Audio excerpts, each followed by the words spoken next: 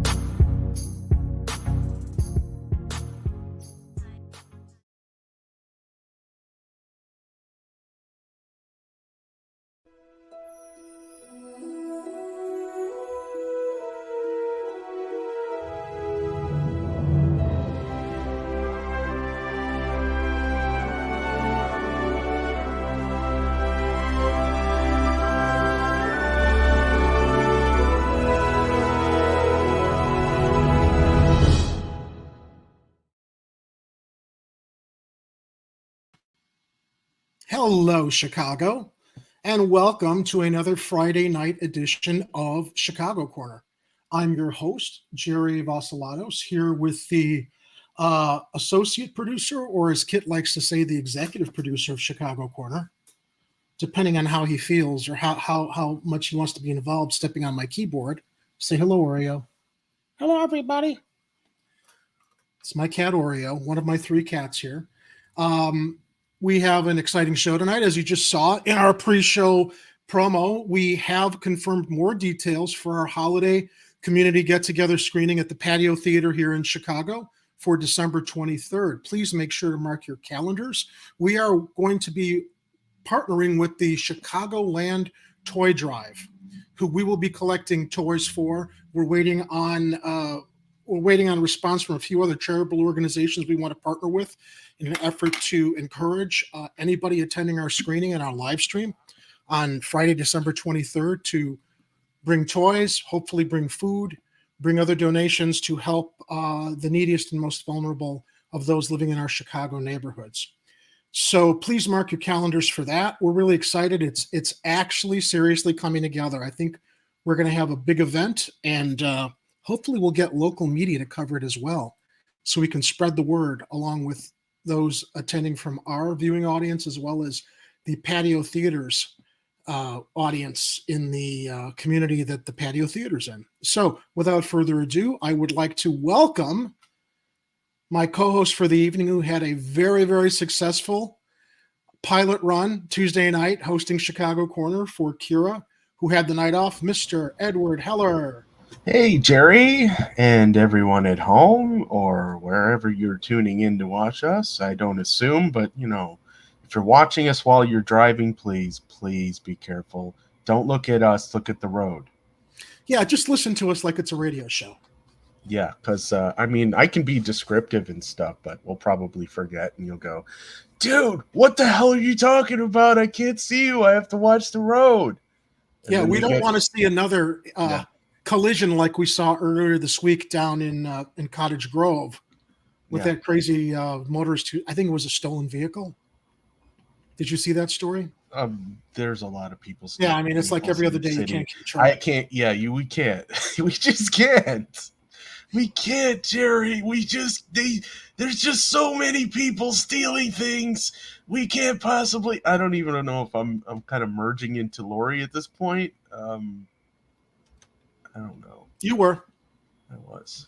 Well, I don't have it in tonight's show notes because, again, our sympathies go out to the families who were no pun intended, impacted by that tragedy.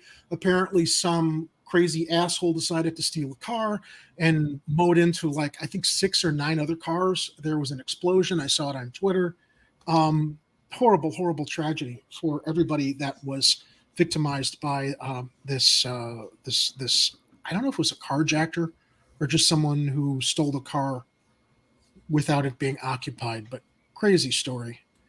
Yeah, so that kind of happened this week. Let's see who's with us in the live chat tonight. We've got Miguel H. Welcome Miguel H, Big Mr. Firebird, Extra Bulla. We've got Art Medina, Kathy Powers. Who else is joining us tonight? Trish T, yeah, Oreo Sheltrin. And that's it so far that's checked into the live chat.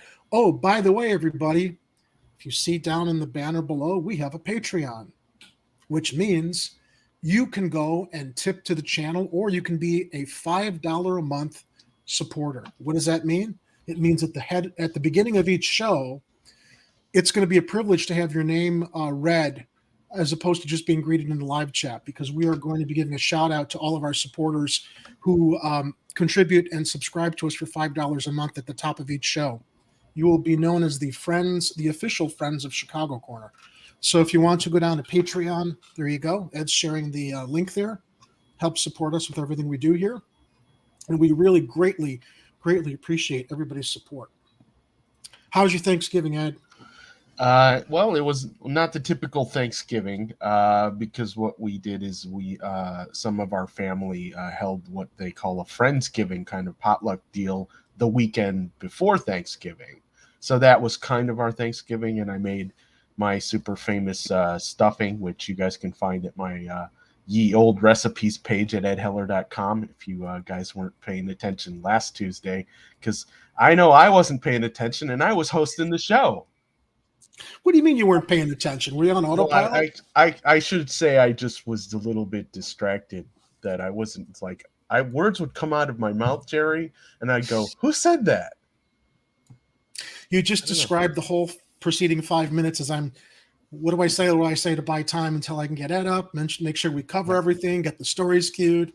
It is kind of an autopilot thing. There's a lot of things you're juggling while you're trying to produce and host the show at the same time. So I totally appreciate what you have to go through, and I do look forward to the next time I have to do it, though, because it is fun.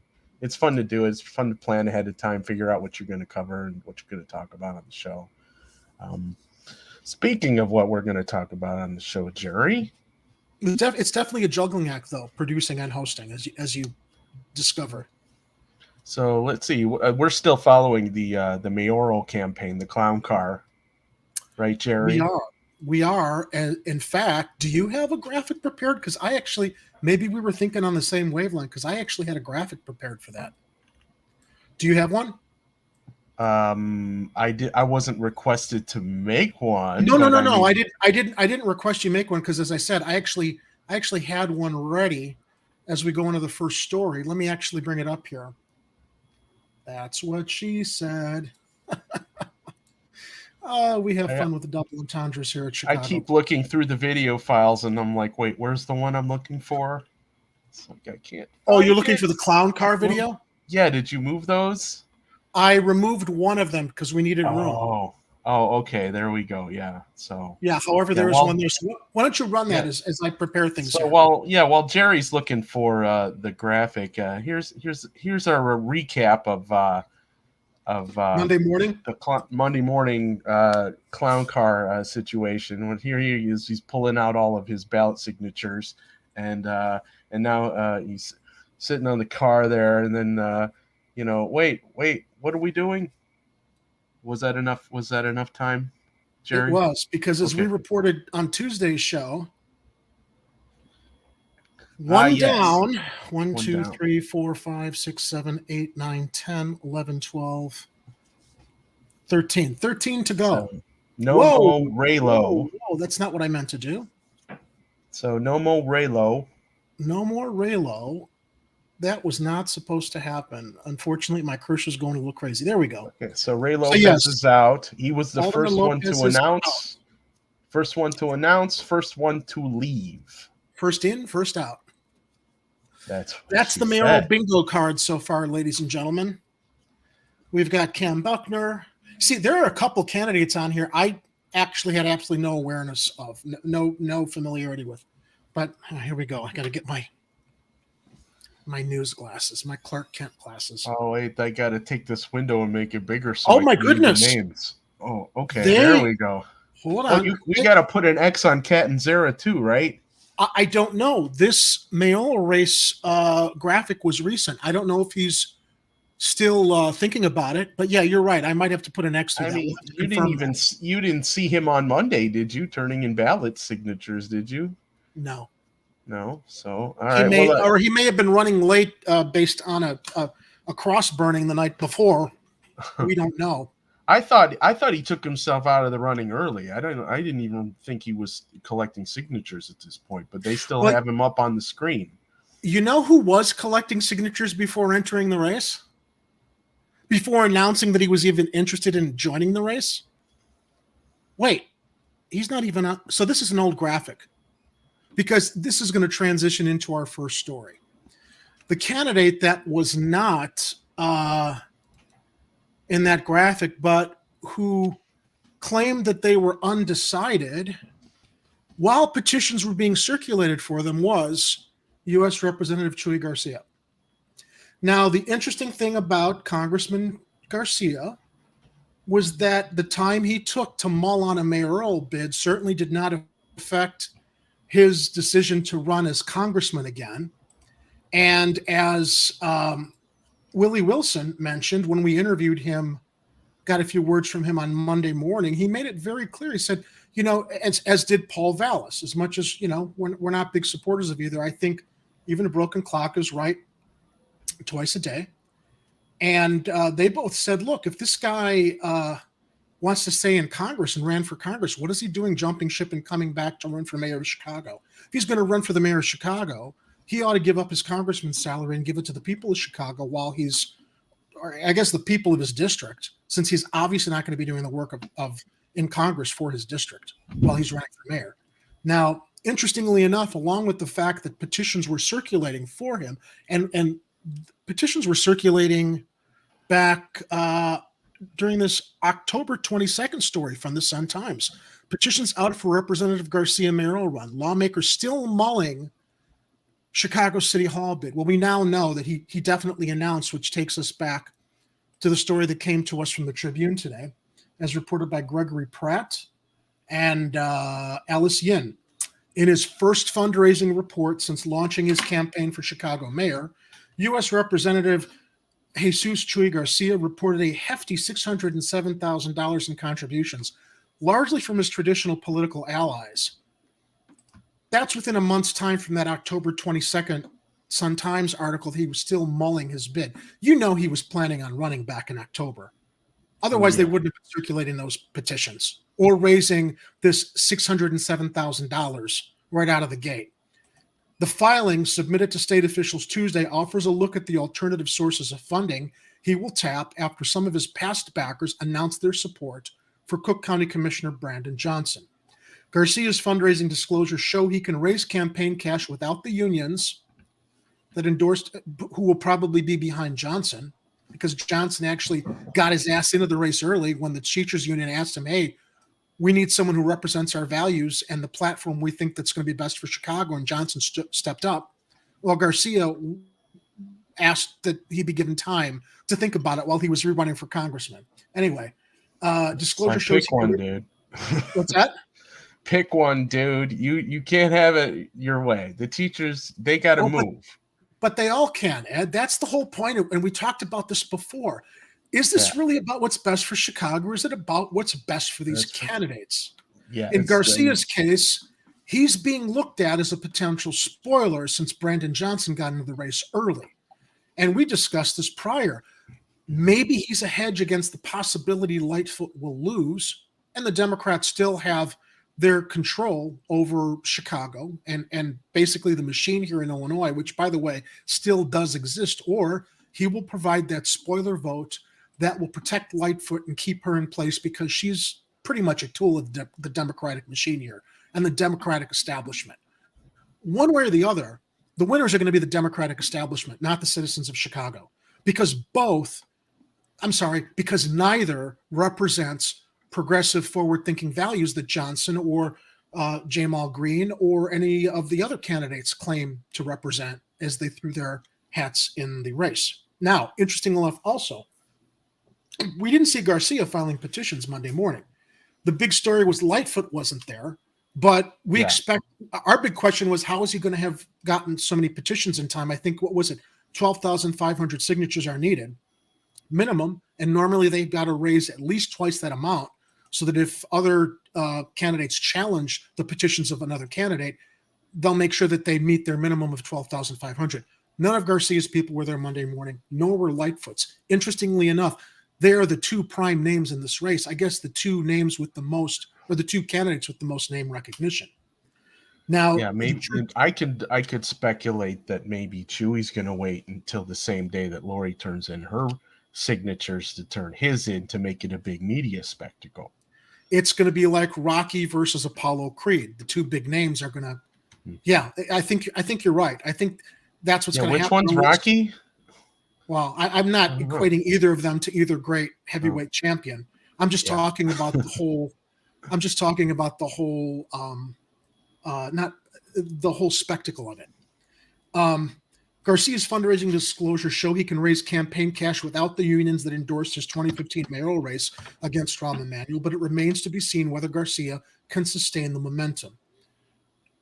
There's Congressman Garcia. According to the filing, Garcia gave himself $95,000 from his congressional fund and received donations from legislative allies, including Senators Christine Castro and Selena Villanueva, State Representatives Aaron Ortiz, Edgar Gonzalez, Jaime Andrade, and Teresa Ma, Representative-elect Norma Hernandez, and Cook County Commissioner Alma Anaya. Other donations include $62,000 from Purple PAC, $25,000 from Transformative Change PAC, and $5,888 from U.S. Representative Ted Lieu of California. Why do these out-of-state donors feel it's so important to throw money into the race of a candidate who's running for a city here in the state of Illinois? It's always curious. And you also see our candidates raising money out of state. Lori Lightfoot left Illinois on several occasions to go raise money for her mayoral campaign war chest. Garcia also reported donations from Juan Gaetan, head of politically connected Monterey Security. The haul is a large amount compared with what most other candidates have reported so far, but Garcia will likely need to expand his donor base beyond his political allies to keep pace. Johnson, who is vying with Garcia for progressive votes, and I think that we can both kind of, actually, I'm not going to speak for you. I can personally say, I think Garcia will claim he's running as a progressive, but like Lightfoot, he's going to say that, and if he wins, he's going to be anything but. It's going to be the same status quo bullshit.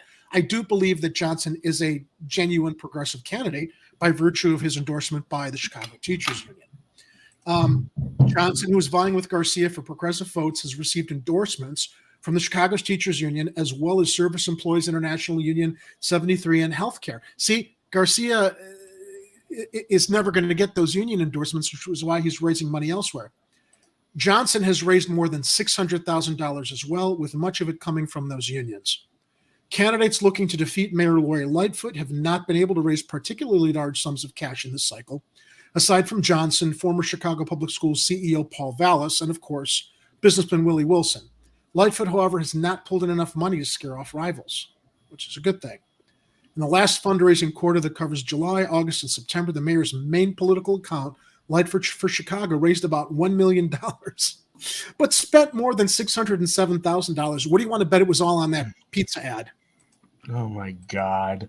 Okay. I know how much ads and airtime costs. That thing was all over commercial time, and that time ain't cheap. All right. Jerry, can I just reiterate a thought that I had on Tuesday about that pizza ad? Okay. Lightfoot came in with a pepperoni pizza in Chicago. And if you live in the greater metropolitan Chicago area, you know darn well that cheese and sausage is the kind of pizza that you should be ordering if you're ordering meat on your pizza. And deep dish. Well, deep dish is, that's subjective, Jerry. A lot of people they get kind of touchy about their thin crust, which a lot of the locals order on a regular basis, and most people consider deep dish to be a special occasion kind of thing. But the main point, the main takeaway is sausage pizza, Lori. pepperoni. Are you freaking kidding me? Which, when you think of Lori Lightfoot, don't we always think of big sausage when we think of Lori Lightfoot? Large sausage. That's what she claims. That's what she said. All right, let's go back. I don't want to play that video. Okay. Anyway, Right. I got an updated version of the candidates, Jerry. All right. Okay, so this one I borrowed from CBS 2. And I threw a little red X on Ray Lopez because he is out of the race. So I believe these are the current candidates. So it still is 1 down, 13 to go. Something like that. I guess it's going to depend. We're going to have to see who's able to actually turn in all of their signatures. Because do we even know how many of them turned their signatures in on Monday? Do we have a tally on that yet? We saw Cam Buckner. We saw Jamal Green. We saw Brandon Johnson. We saw Willie Wilson. We saw Paul Vallis. We saw Paul Vallis. I believe we saw Sawyer, and we saw King. I don't know who Doran is. I don't know who Earnshaw is to have noticed them or pay attention if they were there, nor Thomas.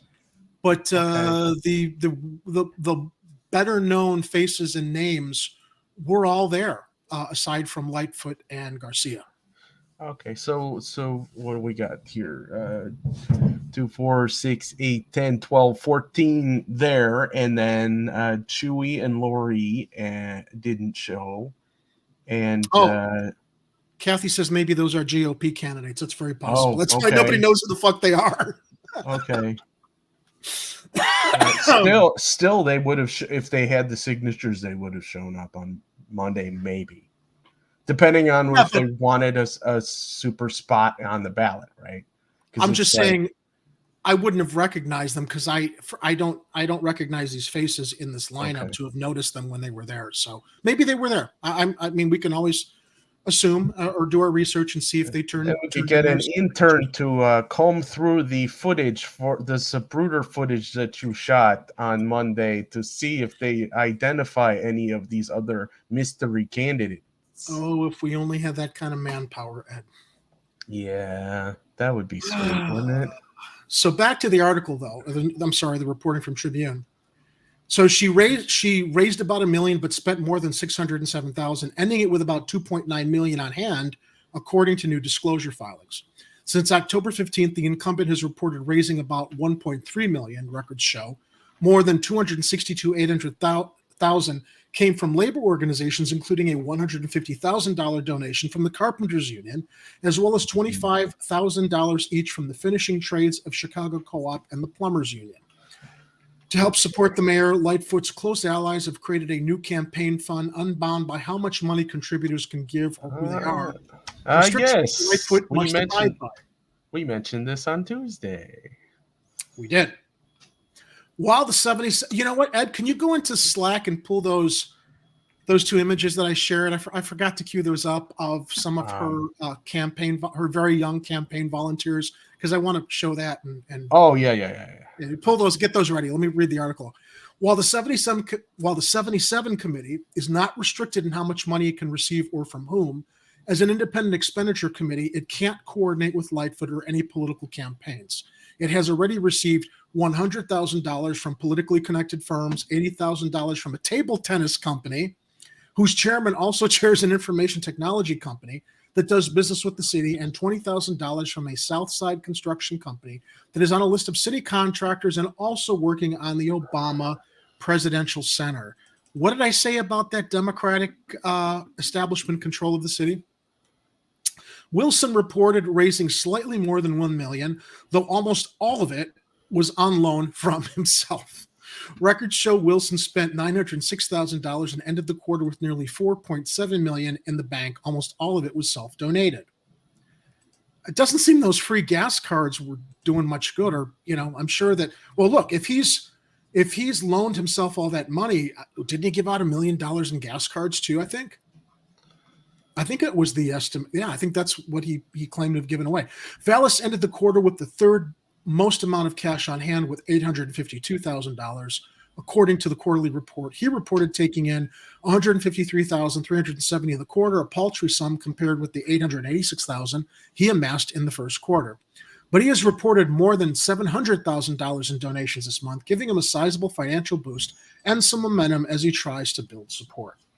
Johnson has reportedly more than $679,000 in contributions from various labor organizations since the start of September. Records show that includes an initial $59,900 from CTU, given before he was officially in the race, as well as additional contributions from the powerful union that total about $21,400. Money is going to be the big deciding factor in this race, and as we know, to buy media, because as despised as Rahm Emanuel was, his campaign spots blanketed like every other commercial break on Chicago television. I think to the point where people just assumed he was the presumptive winner and they didn't go out to vote, or he was able to bamboozle people into thinking he was the best candidate with his fuzzy sweater commercials where he acknowledged, he knows he wasn't perfect and his style wasn't the best, but he's learning. Yeah, he learned. He learned a lot. Apparently not enough, though, when he covered up the Laquan McDonald murder and then realized what a liability that was to not run again. But he got rewarded by the Democratic Party as their operative with that really, really sweet ambassadorship in Japan. There he is. That's right. Yeah, I learned that those fuzzy sweaters, they're not as popular in Japan. There's the fucker. I take responsibility for what happened because it happened on my watch.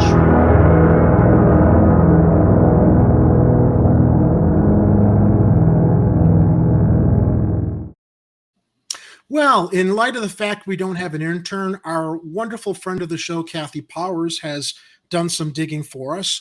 So we've got Chicago police officer Frederick Collins, Dennis DJ Duran, a retired Air Force captain and publishing executive, Robert Earnshaw, a CPD FOIA officer, and Bradley Laberman, a real estate agent.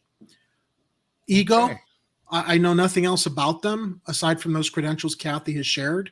And they better be prepared to raise a lot of money if they want people to know who they are. Because as we're talking about these figures in this Tribune article, every candidate should have at least, I would estimate $1 million. Yeah, and Jerry, that it's very possible that some of these candidates don't even expect to win, that they're just running so that they can collect campaign money, that even if they don't make it through the primaries, they get to keep that money. Pretty sure they get to keep that money. Are you thinking about anyone in particular, Ed? Oh, I don't know. I mean, no one in particular there, Jerry, but, this guy, if he's able to, collect a whole bunch of more money running for mayor than he is for alderman, I don't know. Maybe that's a good strategy if you're, not entirely ethical. Which we're not saying, we're just speculating.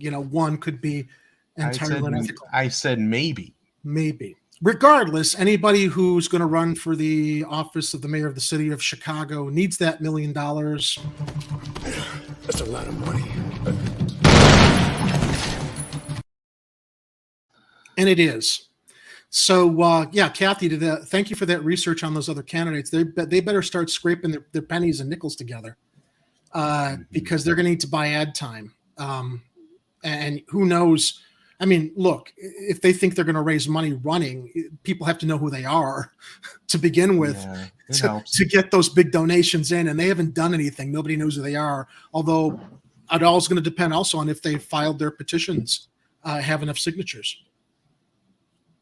Other notable labor donations to Johnson include a combined $240,000, $100 from the Illinois Federation of Teachers, $250,000 from SEIU Local 73, and $100,000 from SEIU Healthcare. In the quarter that ended September 30th, Johnson reported having more than $71,400 in cash on hand.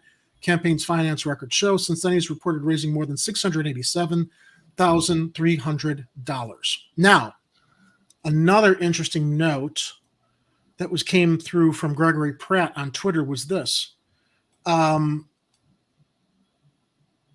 Yeah, $600,000 haul in first campaign contribution filing. Some of the comments there. Let me guess. It came from a union? Well, not entirely. It came from a lot of his political allies. Welcome to Chicago, where the sports teams suck and the political corruption is world class.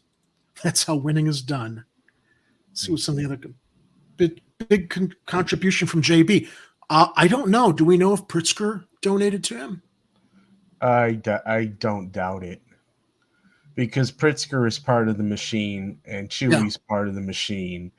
And if JB's not going to be donating to Lori, he's definitely going to donate to Chuy. Well, but Pritzker's also I would imagine, want to keep things on an even keel with Lightfoot, unless he's donated to both or unless he's waiting. Well, I mean, that's possible too. I mean, when you're a billionaire, you have the option to bet both sides of the fence. We know he gives money to lots of people, including Republicans, apparently. It's just, just one of those weird things with JB. It's like, oh yeah, why don't you have some campaign money too? Hey JB, why don't you send us some campaign money? We're campaigning for Pizza Fridays. Yeah, we're campaigning to help people in Chicago, trying to elicit donations for food, toys and clothing, which we will get to later in the show, unrelated to our holiday screening, where we want to be able to encourage our supporters to come out and donate those items. We'll get to that later. I don't want to lose steam on something else that Kira shared in our Slack. Actually, she and I saw this story at the same time, which is just, before we go into our next story, yes, you want to share that screen ad? Apparently Lori Lightfoot has Pajama Fridays for her campaign. Oh, is that what this is? I said, it looks like Furry Fridays. For anybody who knows what furries are, Lightfoot seems to have like Furry Fridays for her campaign. Let's zoom in on that. Yeah, I mean that doesn't look like pajamas. That looks like a furry party. Yeah, and fun also, perhaps. I don't know. I'm sure that the kids are well intentioned, even if they don't know any better. But I saw that on. She's very good at attracting it seems to me, a lot of young campaign volunteers, because every time I've been reached out to or been contacted by people on the phone, they sound very young. So she's like targeting the churches on the south and west sides who think she gives a damn about them to go out and collect her petitions, or younger people that. Well, kids get they get encouraged to do extracurricular things, and sometimes that means trying to get an internship somewhere. And if they're at all interested in politics or working in local government, then that's probably what happens. Is you're going to get kids that, regardless, they may not know anything about the history of Lori Lightfoot, but yet they say, "Oh, it might be cool to work at the mayor's office." Yeah. So as opposed to get behind an actual candidate for change. They can only do what they can do at this point. But yeah, you're right. It's and of course, the clothing is super stylish for 80s pajama day. I gotta say, but look, I'm glad young people are involved and engaged, but I just think that because Lori is the tool of the Democratic establishment that seems to just embrace identity politics and virtue signaling like there's no tomorrow, younger kids who are not as experienced or cynical as the rest of us know what Lori Lightfoot really is about, and I'll see all the campaign promises that she broke to make a better decision on who they decide to volunteer. They're very, very valuable time to interning or otherwise. Mm-hmm. So, let's go to our next story, though, because this is heartbreaking. There's video with it. Comes to us from CBS 2 Chicago. I think I'm going to just say, fuck the copyright strikes and run the video, because I think CBS 2's coverage is probably better to hear what happened firsthand from these people regarding the Illinois foster care system's absolute neglect and dereliction of duty when it comes to protecting those placed within foster care. Are we going to have audio? Oh, no. Okay. Well, I can't hear it on my end. You can't hear it on your end. No. Ugh. Let's see. Well, if you can't hear it, then I'm sure our audience can't hear it. Are you able to cue it up on your end? I've got. Let's see. If I can get through this pre-roll ad, hopefully it'll have the story in behind it. We can buy some time. What you could do in the meantime is head over to our Redbubble shop, our merch shop, because everything's on sale right now because of that Black Friday thing. So it's like, remember when t-shirts used to actually be affordable? Today's your lucky day. Promote Chicago Corner. We're queuing this story up. Stand by.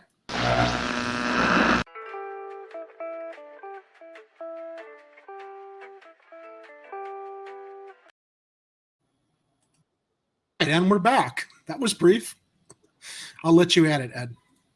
Okay, hold on. Let me get that. I gotta rewind it. All right. I mean, this story is fucking crazy.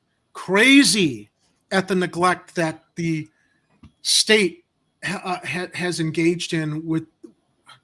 And, you know, this is just the tip of the iceberg with these people, with these young people who've stepped forward. And this was from a CBS 2 investigation by Dave Savini, Chris Hacker, Elliot Ramos, Michelle Youngerman, and Paige Tortorelli. Okay, here we go. Let's see right. if I can get this thing to get up on this. Can you bring it up on the screen, Jerry? And I'll try to start it from the beginning. All right. That never came. They were cries for help that never came. Tonight, the gripping stories of children who fought to survive inside DCFS, the Illinois Department of Children and Family Services. In this 3-year-long investigation, Dave Savini and the CBS 2 investigators uncovered stunning data exposing how the agency's own investigators cleared alleged child abusers nearly all of the time. First thing, I noticed you've had a lot of hairdos over the years. Yeah, I know. On the surface, Kaylin Brown seems happy. I cut my hair, grew it back, cut it again. I think the last time I saw you, it was purple. Yeah. Yeah. A loving mother of 2 kids. Count and breathe.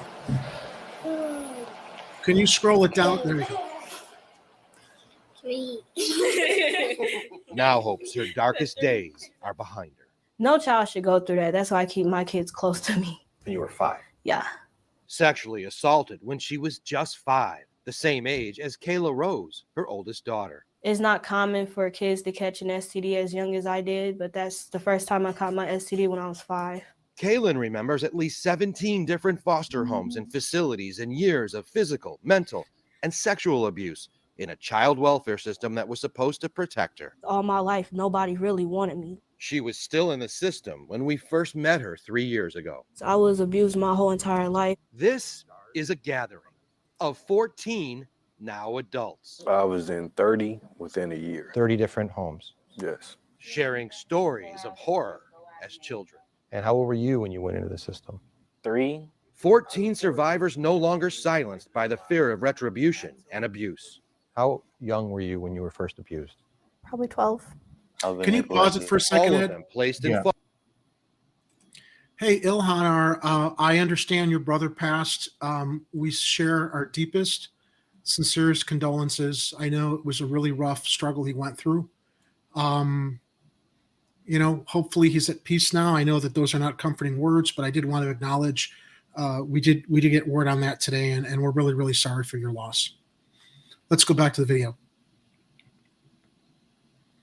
Of DCFS, the Illinois Department of Children and Family Services. I've been physically, sexually, mentally abused.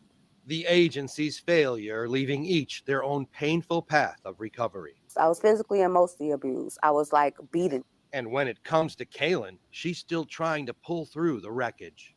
And you're homeless now, living in a shelter. Can you pause it again, Ed? And how old again are you? Do you see a pattern in this country? Shielding and protecting abusers. Why isn't the Jeffrey Epstein list out for those that actually engaged in the trafficking he provided them?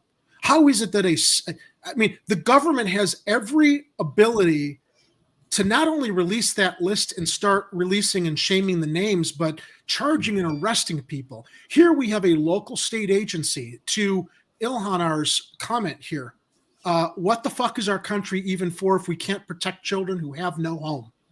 Within the state system of foster care, they can't even protect these kids are out of it. How many others are suffering through it right now? That's the really terrifying question that comes out of this CBS investigation. One of these victims said they were in 30 foster care homes within a year. 30 different homes in a year. I've been neglected. I've been physically, sexually, mentally abused, said Cabrice Langstaff. I'm kind of like the picture, the whole face of this. I'm still alive to speak about my situation. The 14 survivors are no longer silenced by the fear of retribution and abuse. Each one says they were abused in care, yet no one has ever been held accountable. The department has a history of not believing the kids, said James McIntyre. I was abused, physical abuse. I was sexually abused. I was neglected. I was starved. Do you remember that story many years ago about that fucking judge who decided to put kids into the prison system because he was getting payoffs from the private prison industry? And these kids were not accused. They were not, what was it? They were not guilty of any violent crimes. He was being paid off to put kids in prison and ruin their lives. Do you know how many people we have in positions of government authority who are either asleep at the wheel or willfully negligent or actually involved in these horrifying stories of not protecting these kids who had no home to begin with? The levels of corruption that we see in the institutions that we're supposed to trust is just it's shocking and infuriating.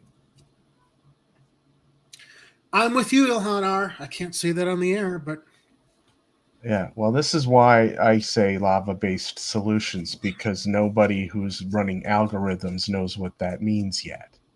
That's true. However, in light of the fact we don't have any active volcanoes I guess we do. Sure, in Washington State. Yeah, but the portable mobile guillotines seem to be a lot more practical. Practical, yeah. Let's return to the video. Still, I mean, with rideshare technology these days, Jerry, I mean, we could always transport them to the volcanoes. But let's continue. You? I'm 19.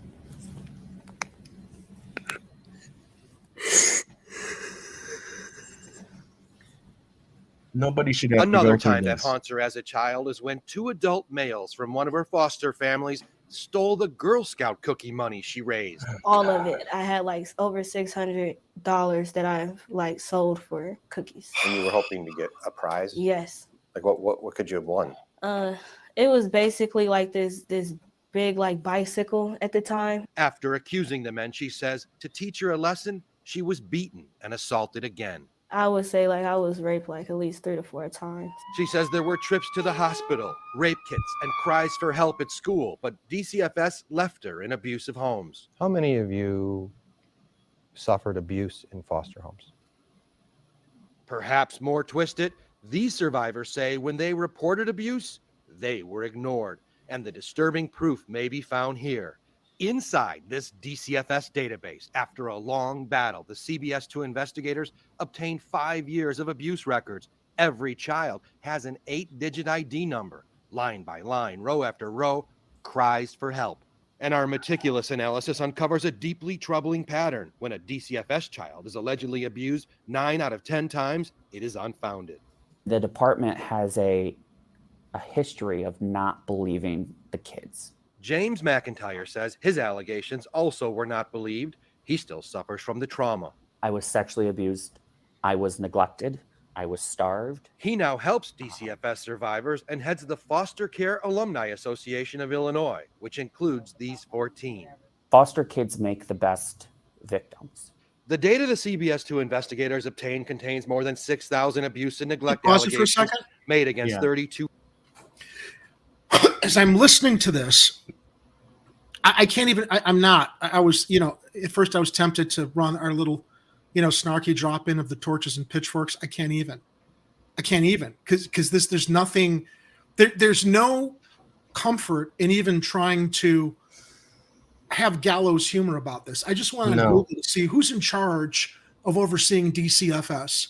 It's a guy named Mark Smith, and I believe Mark Smith also answers to the Office of the Inspector General of the state of Illinois. What are the solutions? Whose head do we ask for? Who do we go to? Do we start with Governor Pritzker and go down to the Office of the Inspector General and ask, what the fuck is going on? What do we do, man? We want to look for solutions, and then we hear this, and we hear that these kids are ignored, who are supposed to be under the protection of this asshole Mark Smith, who runs DCFS, who apparently has not been investigated or his tenure looked into by the Office of the Inspector General in light. These aren't even allegations. They've confirmed all of this. And again, how many kids are in the system right now? Years ago, Ed, I had a friend who lived in California, my age, and she was heading to Chicago because her daughter, with 2 children, had almost been murdered by her junkie boyfriend. Beaten. He was arrested. The kids were in foster care. She had a lot to deal with in her recovery, and until my friend could get back to Chicago, she asked me, could I go to the hospital? And, because she didn't have any other context, and I said, sure. So I went to the hospital, and I, did what I could to offer some support to her daughter before the mother arrived into Illinois. But throughout her recovery, her greatest concern was that despite the fact she was a good mother, and the problem in this situation was the boyfriend who almost killed her and who she also feared for her children's lives. She was worried about DCFS taking those kids away from her, despite the fact that there was a history with this guy.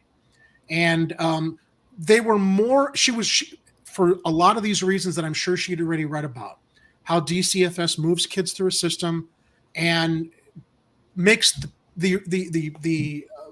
look, there are a lot of orphans and kids in foster care who definitely come from families that are problem families. But in this case, this mother was almost murdered, and it had nothing to do with her being a bad mom, as the investigation showed. But I remember through her recovery, everything that she had to jump through to prove to DCFS to get her kids back, because they were the most important things to her once this guy was off in jail and she wasn't terrorized by him anymore.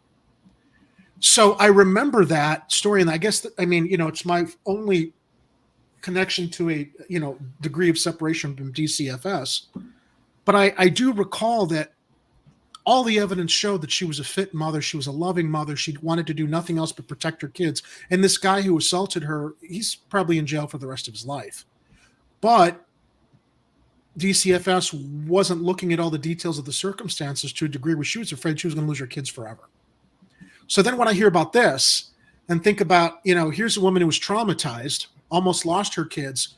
What would DCFS done not monitoring where they may have placed them? Making a mistake and not realizing that she was a fit mother. Yeah, it's crazy. It really sounds like a systemic breakdown of how DCFS operates. And here we got Kathy Powers saying, we'll hear, quote, we're understaffed, don't have enough funding. Well, that might be true. That we'll hear them use that they'll use that as an excuse. But it also be true that they probably are understaffed and underfunded, and also probably don't have enough people in the mental health field aspect of what needs to go on, or the people who really need to be able to analyze the behavioral and situational awareness of what's going on with these kids and the people they're placed with. So, you know, and of course I'm generalizing because I'm not that close to this. I don't have enough information personally or even adjacently to be able to know what's wrong with the system, other than the story that we're reading right now, which is showing us a clear breakdown of what they need to be doing versus what they are doing. But do you know what charitable foundations in Illinois, Ed, might actually have the resources to maybe help supplement and in some ways reform this horribly broken system we have? Oh gosh, I don't know. The Pritzker family, who has millions of dollars to run for governor and hoists himself up as this bastion of progressive reform with his charitable foundations that his family sponsors, yet this shit is happening. And also, I saw a really interesting interview with Whitney Webb that Kit did on Hardlands Media. Mm-hmm. I didn't know some of the deep dirt about the Pritzker family that Whitney Webb has reported on in a book that she mentioned that she wrote. But I'm definitely going to go look at that, because I think that despite the fact we've kind of given Pritzker a little bit of a pass on some things here in Illinois, some of the stuff that Whitney was intimating, I think we need to learn more about regarding the Pritzker family, because she came right out and said they're like a mafia family. And I haven't heard that, or because of how local media has pretty much soft pedaled Pritzker when he ran for governor. But I guess on a national level, she was suggesting that there's some other like really deep, dark shit that they're involved in that maybe we're not as aware of here in Illinois, when we think about how they make themselves look like this big, charitable family that's doing good things with their charitable trusts and donating to the arts and stuff. And it's like, hey man, we got problems within our system here that really needs reform and money. And maybe there would be more good diverting money there, along with the money that you're spending to rerun for governor again, the millions of dollars, to help, I don't know, restore all the mental health facilities we're talking about all the time, to not only serve kids, but serve, others throughout the state that need the help so they don't prey upon kids or anybody else. So Eleanor was agreeing with you about how maybe we should start at the top with Pritzker, and maybe that is the way to go at this point. If none of the other levels to address this problem are working, then maybe you got to start by embarrassing JB about the problems that are going on in DCFS, and see if maybe he can light a fire somewhere to get this thing sorted out.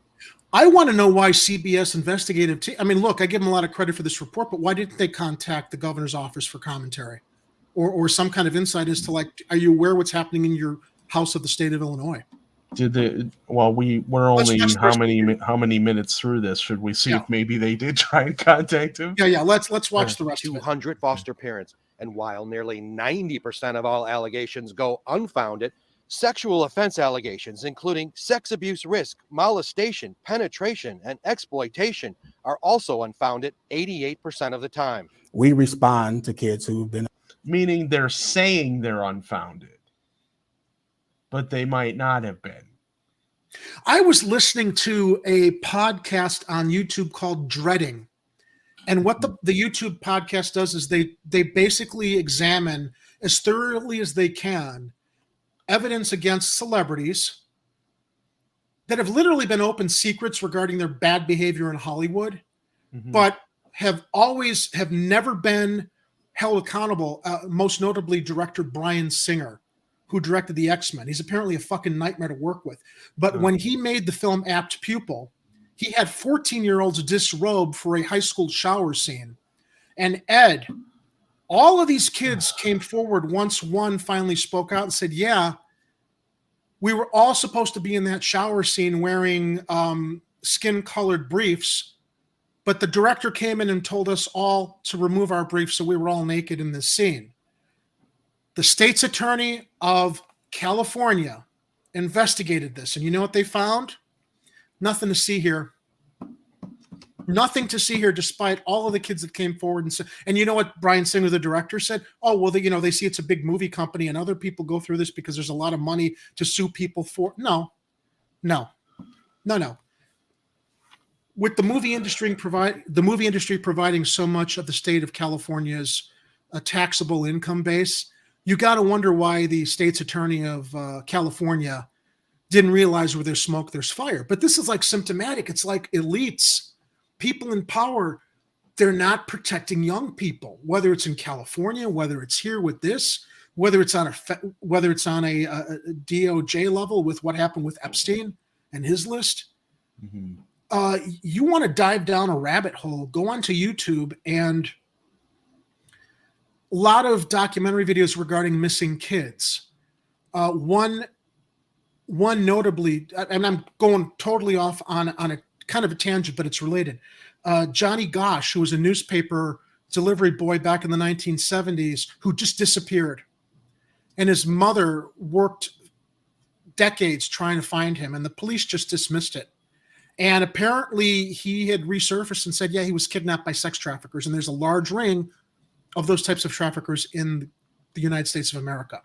So when you hear this, and you hear about the state's attorney of California, and you hear about, well, we're not going to expose who was on Epstein's list because he committed suicide. And, Ghislaine Maxwell, she's in jail now. It's like, what about all the perps that preyed on these young people, on these children, these minors?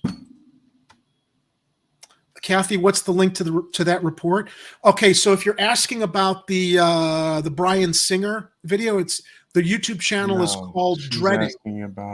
She's asking about something else. I don't recall. Kathy, if you can clarify what report you're asking for, if I mentioned something, hopefully I can clarify, answer your question. Anyway, I'm sorry. I'm going nuclear. Let's watch the rest of the video and see if they actually approach the state of Illinois. Been abused. Mark Smith has been director of DCFS since 2019. Oh, here he is. I think that depending on the circumstance, we can all get better at the way we respond to the needs of all of our children and families. Huge understatement. Wow. Huge. The most common form of abuse in the DCFS data involves physical harm and neglect allegations like bone fractures, head injuries, burns, and torture. In a staggering number of these incidents, 91% unfounded by DCFS investigators. How? In this entire group, Unfounded? Nobody's abuser was ever charged with a crime. I can't speak to if any individual case was brought to the police. Well, then you should not be in charge of DCFS. Resign. He's a figurehead. Get out. Get the fuck out. Put someone in there who knows what they're doing.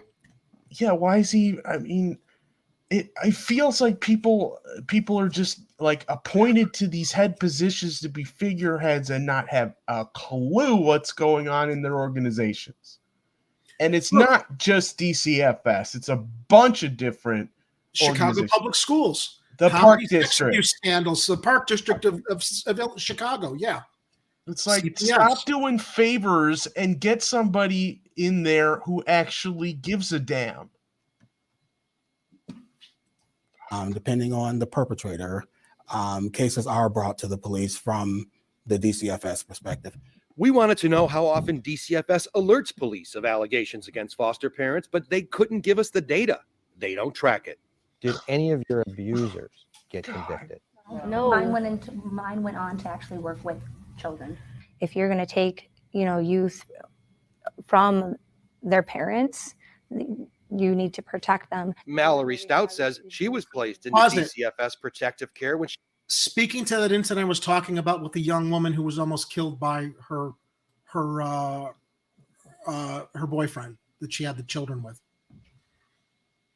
Go ahead. She was only 4, but once inside the system, the abuse just continued. There's no reason why we should be receiving more abuse within the system than we receive within our own home. Bad things happen in this system. And Jess McDonald is a former DCFS director who held the post for 10 years. Bad things happen. Allegations made wow. Fuck him. No one found it. Wow. Too often, DCFS kids are afraid to report the extent of their abuse. If you're in a foster care setting, and there is always going to be a fear of reporting abuse because the potential for retaliation. He says there's a DCFS rule requiring caseworkers conduct interviews with children alone without foster parents present. I personally believe they would threaten and intimidate children and youth about reporting.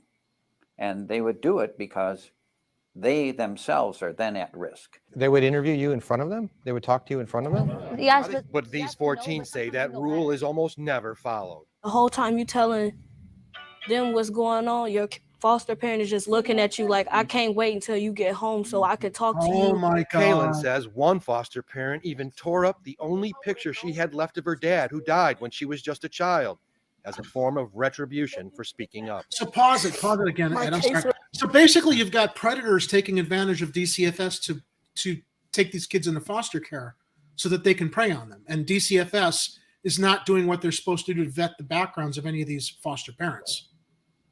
That's terrifying.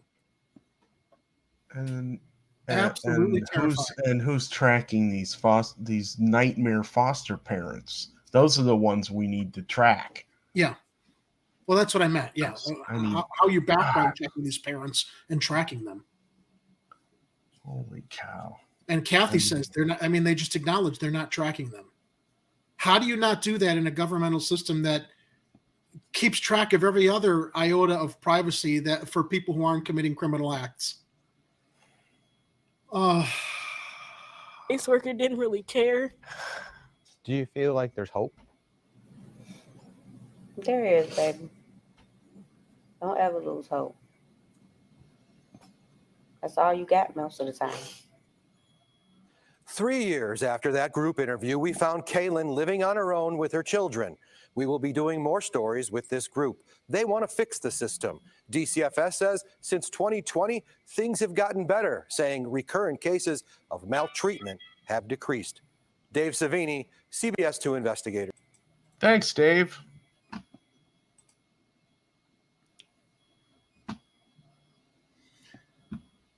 It is, Ilhanar. It is. It's,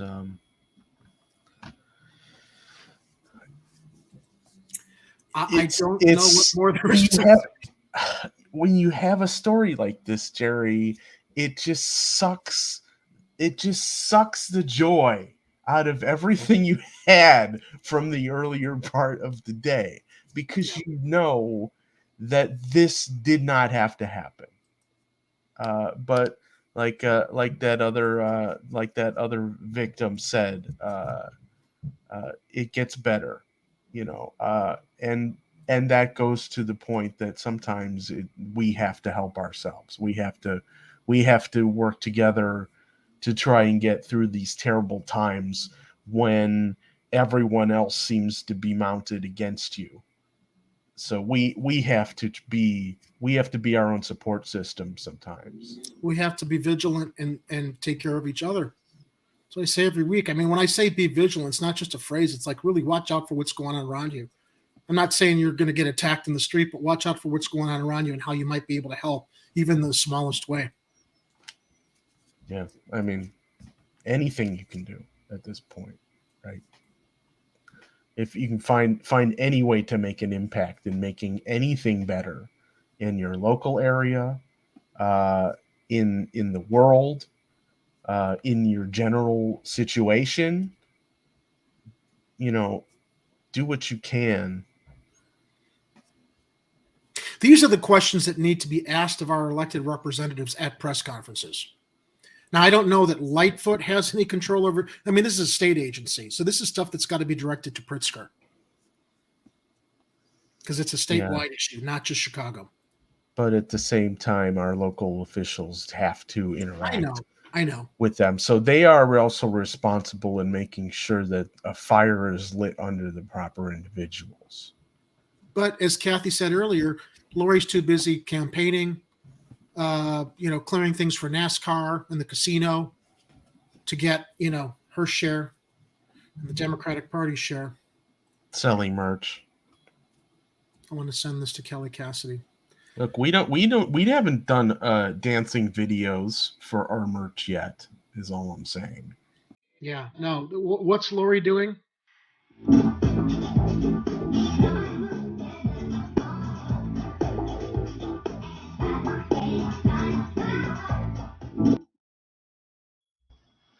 Anyway, so we're trying to lighten the mood while the city burns again. With no help from Pegleg. Yeah. By the way, he wanted you to know that he had nothing to do with that fire in the old Aaronson's furniture building down in the back of the yards area. That was not him. I knew I shouldn't have brought up Pegleg because I saw you share that in the Slack. So yeah, we get fires that happen, you know. You can't blame them all on a 150-year-old ghost. Or what is he, 170? Well, I guess he'd probably be 170 something technically. That's a good idea, Ilhanar. All right, let's move into our next story. This one kind of caught me off guard because I'm like, if anybody is going to get their statue vandalized, you would assume it's going to be Christopher Columbus. However, this came to us today from Block Club Chicago, as reported by Joe Ward. Edgewater's Young Lincoln statue vandalized on Thanksgiving Day by a group advocating indigenous rights. An anonymous group of activists poured red paint on the Lincoln statue in Senn Park, tagging the site with slogans including colonizer and land back. Now, here's what shocked me. We know President Abraham Lincoln is the great emancipator, right? Civil War, was responsible in large part for at least the first steps towards eliminating slavery in this country, although we know it took generations. And even to this day, we're still dealing with the inherent racism in our system and in our culture and in generations regarding people of color. But this comes from Edgewater. A statue of Abraham Lincoln in Senn Park was vandalized on Thanksgiving Day by an anonymous group trying to highlight the president's treatment of indigenous people. Organizer said, I never knew this about Abraham Lincoln's background.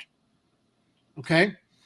The Young Lincoln statue in Senn Park was strewn with red paint and tagged with slogans including Thanksgiving is fake, avenge all that is taken. Members of a group claiming responsibility for the vandalism said it was done in protest. Did you know this, Ed? I didn't learn about this in my history class. Of his ordered execution of Lincoln's Dakota 38. No, they don't teach that in history class. Yeah, thanks for blowing the surprise. Sorry.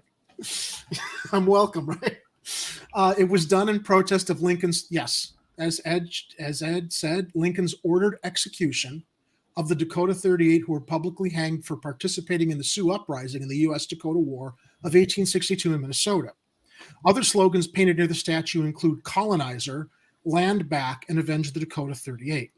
The action is also a criticism of Thanksgiving, a holiday proclaimed by Lincoln that the group says glosses over Pilgrims' treatment of Native Americans, organizers said. Now, I am in complete agreement with the fact that Thanksgiving really does gloss over Pilgrims' treatment of Native Americans. I just didn't realize that Lincoln had any kind of a hand or commentary or overlooked that, in light of the fact I never knew that the Dakota 38 were executed for participating in the Sioux Uprising, which was a fight against the United States and participating in genocide against America's indigenous population. Quote, Thanksgiving is a celebration of the beginning of the European invasion of a land that was already inhabited by Native peoples, members of the group said in a statement. It is a celebration of the beginning of the murder and displacement of millions of Native peoples. Yeah. The true way to honor Native people is to give land back.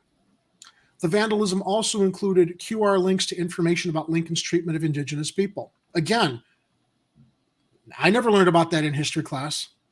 No. A Chicago Park District spokesperson said a police report had been filed and the remaining paint will be removed by Monday. Go ahead, Ed. I mean, it's obviously it's a fair political criticism. I'm not a huge fan of doing graffiti on art, But that's because I'm also an artist. We've talked about this before with the Columbus statues and with the portraits of Kanye after his comments several weeks back. There were murals throughout the city, and one artist said he didn't want to remove his mural. One artist said I forgot what he either removed it or repainted something over it. It's up to the artist. But I mean, when we're talking about statues, look, let people know what Lincoln did. And I guess if the discussion starts circulating, you can determine whether or not you want to get that statue down, or open the discussion of what the points of the debate are, or the conversation that, to this day, Thanksgiving, we celebrate Thanksgiving as a day to bring family together. Right. I mean, I look at Thanksgiving more as like the one day of the year that you have the opportunity to get together with everybody without any thinking of the pilgrims and the indigenous population of this country. But as these activists are stating, there's a lot that the rest of us have forgotten, and it shouldn't be forgotten. No, I think if history is revealed, if the truth of history is revealed, then then we need to adjust to that and not bury it. We just in the name of tradition. So we celebrate Thanksgiving now, and I think the holiday has worked well to have as the sentiment of thanks, but at the same time, they're right. We should not ignore the hypocrisy of the United States and how they basically took land from Native peoples. We should disassociate it with what originally inspired it, reflect on what happened, and maybe, rebrand Thanksgiving as just an opportunity for people to come together at the end of the year and be thankful for what they have in absolutely no relation to how the indigenous population of this country was pretty much wiped out through genocidal actions by our government. Country. Although I can't say this for Lincoln, he did save us from the vampires, Jerry. Let me return to the article. So I mean, he wasn't perfect by any means, but he saved us from the vampires. He's looking a little bloody in that picture of the statue. I'm just wondering if maybe some of the vampires that might have escaped retribution might have just been doing a false flag here, but that's just me being ridiculous. Some of the graffiti appeared to have been removed as of Friday morning, though red paint remained on the statue. The Sioux uprising was in response to the U.S. government's refusal to pay the Dakota tribes in exchange for land they were forced to cede. The Sioux tribe faced starvation and other hardships due to a harsh winter crop failure and being forced onto two smaller reservations, the activists said. Lincoln signed an execution order authorizing the men to be killed, the largest one-day mass execution in the country's history. Anonymous organizers also targeted the standing Lincoln statue in Lincoln Park on Indigenous Peoples Day, October 10th, pouring red paint on it and spray painting phrases including "Avenge the Dakota 38" on its base and ground nearby. That act also sought to draw attention to the president's condemnation of the Sioux fighters. It is unclear if the same group is responsible for both incidents. A request for comment was not returned immediately Friday. Edgewater's young Lincoln statue was created in 1945 by artist Charles Keck. It was moved to Senn Park in 1997 after being loaned from the Chicago Public Library to the Park District. It sits at the former site of the 7 Mile house where Lincoln was rumored to have visited while on the campaign trail in 1860, though the Edgewater Historical Society argues the meeting was highly unlikely. Young Lincoln is listed among 40 statues in Chicago that could be problematic, according to the city's Chicago Monuments Project launched last year. The committee was formed weeks after Lightfoot temporarily removed 3 statues of Christopher Columbus, including one in Grant Park that had been the scene of a violent clash between protesters and Chicago police officers. Now,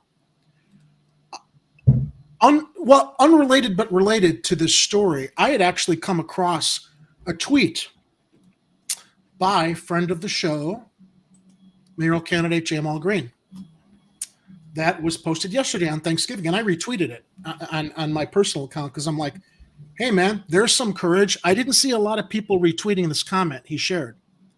But what he said was, We were taught to believe that Thanksgiving is a holiday to gather when it's actually made from the gathering of pilgrims and European settlers after killing and stealing land from indigenous people. This is a day of mourning for all of us, as it was the start to white supremacy. It's pretty harsh indictment, but is he wrong? No. When you gather with your family today, educate them. The myths of America are haunting the truths of cultures who are still suffering today.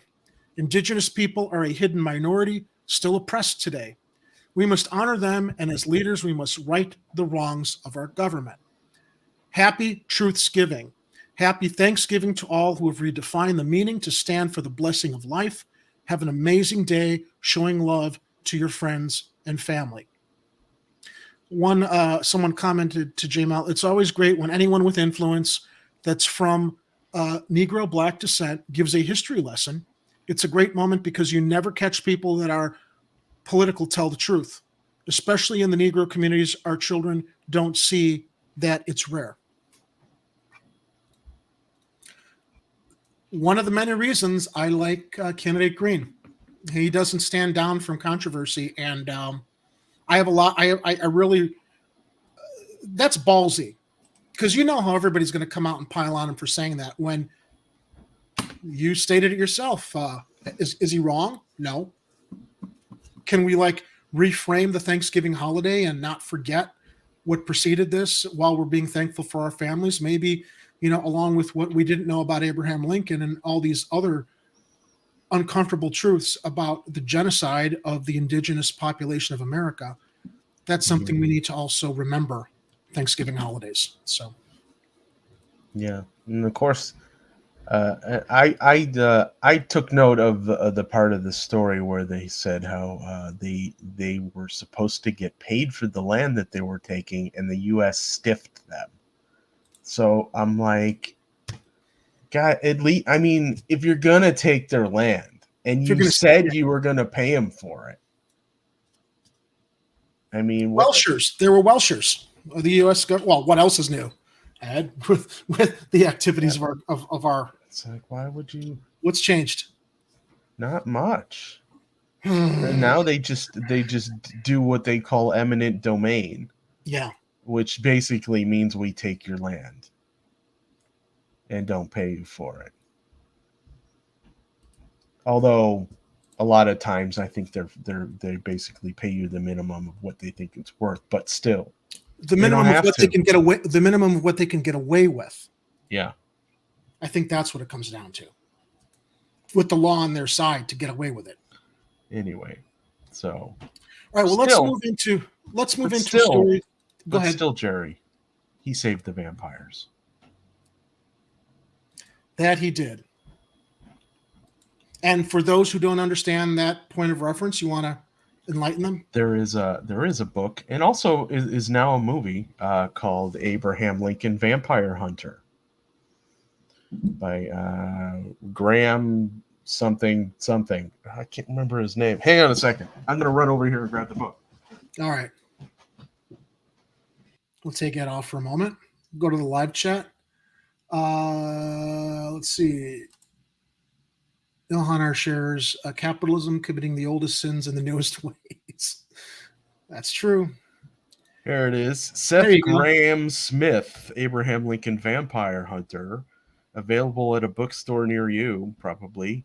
Or check out bookshop.org because it'll give you links to wherever your local. Wait. Are they giving us any endorsement? Are they paying us sponsorship money for this? They're not, but you know what you could do? You could go to edheller.com and click on the link for my pizza and books that are also pizza or macroeconomics or not necessarily any of those. And you could actually, I don't think I have it listed there. Anyway, so yeah, don't buy that book. Buy the other books. Or support us on Patreon for all the great news and reporting and analysis and commentary you get here from us every Tuesday and Friday.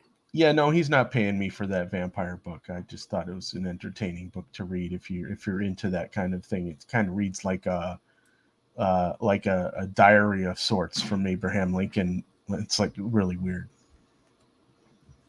All right, so our next story, Ed, I actually read this on Block Club Chicago and took some heart in it because it was inspiring, but in also sharing this, I also feel that it corrects me on a statement I made in an earlier show where I said, we're not close to the Great Depression yet because we don't have the bread lines, right, that we saw on the street during the Great Depression and people standing. I mean, we see people standing in line for things, but not to the degree where they couldn't eat. Well, you know what? I was wrong. Not only was I wrong, I was fucking wrong. Because in lieu of bread lines, we have tent cities. Now, what's the inspiring part of this story? Neighbors in Rogers Park are doing everything they can to help support and feed the unhoused in the tent cities of that community. We shouldn't have tent cities, as much as I'm very, very grateful to see neighbors coming out and helping people. In 2022 in the United States of America, the richest, most powerful country in the world, we have tent cities and people sleeping under bridges and people sleeping in parks and people that aren't even sleeping in tents. They're sleeping in sleeping bags wrapped in newspapers and other covers under bridges or in underbrush because they don't have any kind of shelter. So Joe Ward shares this from Block Club Chicago. At Rogers Park Tent City, housed and unhoused gather for a new tradition, weekly chili night. This is the modern day soup kitchen of the 1920s. We're all neighbors. Teams of Rogers Park neighbors organized to provide a weekly chili night for the dozens living in tents inside Chuy Park. Did you ever imagine we would see things in modern 21st century life in the United States literally reflecting the way of life during the Gilded Age, during the Great Depression? I didn't. No. I never imagined this when I was in high school back in the 1980s. I mean, things weren't perfect, but I never imagined they'd be on a course for this. Yeah, I'm just wondering who the next Al Capone's going to be. Well, it's not going to be Ken Griffin because Ken Griffin doesn't give a shit about helping people. No. You know what? You know who you could say could try, at least he's riding that populist wave like Al Capone did? Who do you think I'm going to say? JB? No. That's how Trump got to be president. Oh, Diamond Short Fingers, yeah. He was the populist outsider. Look, I'm no fan of Trump, but he knew how to play people and act like he was acting in their best interests.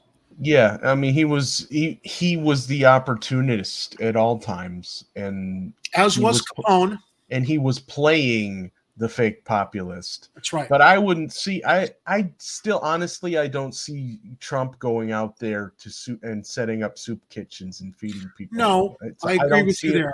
I don't think he'd do it. He would. But he pandered to the idea that he was going to do stuff to help people, and he never really followed through on it. But that's what people believed in. That's what people believed he would do based on how he was able to manipulate them.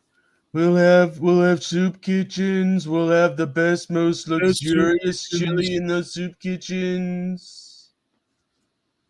Oh, and then of course we feed them. Do you feed them, Ed? We feed them. Nancy Pelosi. Yes, but no ice cream in the soup kitchens. It only took 100 years to repeat our history. Nice Bidenvilles we have in America. Yeah, Bidenvilles. That's good. Yeah. Our society is insane. We listen to the billionaires like they have our best interests at heart. You know why, Ilhan? Because everybody thinks that they're a temporarily inconvenienced millionaire or billionaire. And they side with them, imagining the day that they're going to have that kind of wealth and not want to pay the taxes that are associated that they should be paying for that, not realizing that they're basically just rubes being manipulated by billionaires who don't have any of their best interests at heart. Yeah, and they also realize that, even if you're taxed at the higher rates that they should be taxed at, you still have plenty of money to live on and be super comfortable at those levels. Dude, they can't spend the money they have in 3 lifetimes, let alone 1. No, it's like, for example, Bill Gates a while back said, he was going to give away half of his wealth. Well, I think he's worth 3 times as much as at the time when he said that, even after he had given that money away. And I'm like, that's the point. He's got too much. Nobody, you don't need that amount of, look, we all want to make money. We all want to live comfortably. We all want to live a little bit beyond our means, right? We want to work hard for it. We want to earn it. When you are hoarding wealth and money the way some mentally ill people hoard newspapers and don't throw things away, it's the same kind of mental illness, because hoarding anything beyond what you need is not, it's not mentally healthy. There's something wrong. There's something wrong when you're not realizing you've got enough, more than you need, that you either don't want to share it or you realize I'm comfortable where I'm at and this is where I want to be. But people hoard the wealth, Ed, so that they can elevate themselves as being better than everybody else, because they're sociopaths. Yeah, and it's also unhealthy to think that you earned all that money when you were born on third base. That's true too. A lucky sperm club. Yeah. All right, so let's get to the article though. Anyway. Reported by Joe. Before you get back into the article, I do have a great chili recipe, Jerry. It's at my website. You go to Ye Old Recipes page and you'll see Ed's Cocoa Chili on there. It's pretty awesome. What's the website? EdHeller.com. Chicago Corner, now sponsored by EdHeller.com. Yes. Oh, go check out the Chicago Corner website. It's pretty sweet. It is. Actually, Ed's done a wonderful job revamping our website and actually doing some updates today relevant to our upcoming holiday donation event. Oh, that's right, and we'll be updating additional information as we have everything ironed out on the event. And then also, I just added the links to our new Patreon account. So if you'd like to be a Patreon supporter to Chicago Corner, head over to 99perspectives.tv/Chicago Corner and click on the Patreon button. In the meantime, if you have not done so yet, mark your calendars for December 23rd, the night before Christmas.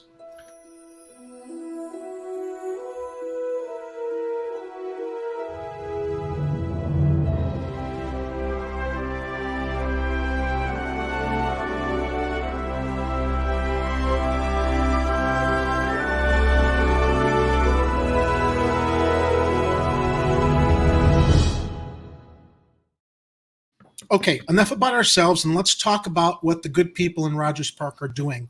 Yeah. To help the people in the Chuy Park tent community. Joseph Walker was living in a tent in Chuy Park since the summer when, quote, by the grace of God, he found an apartment this month.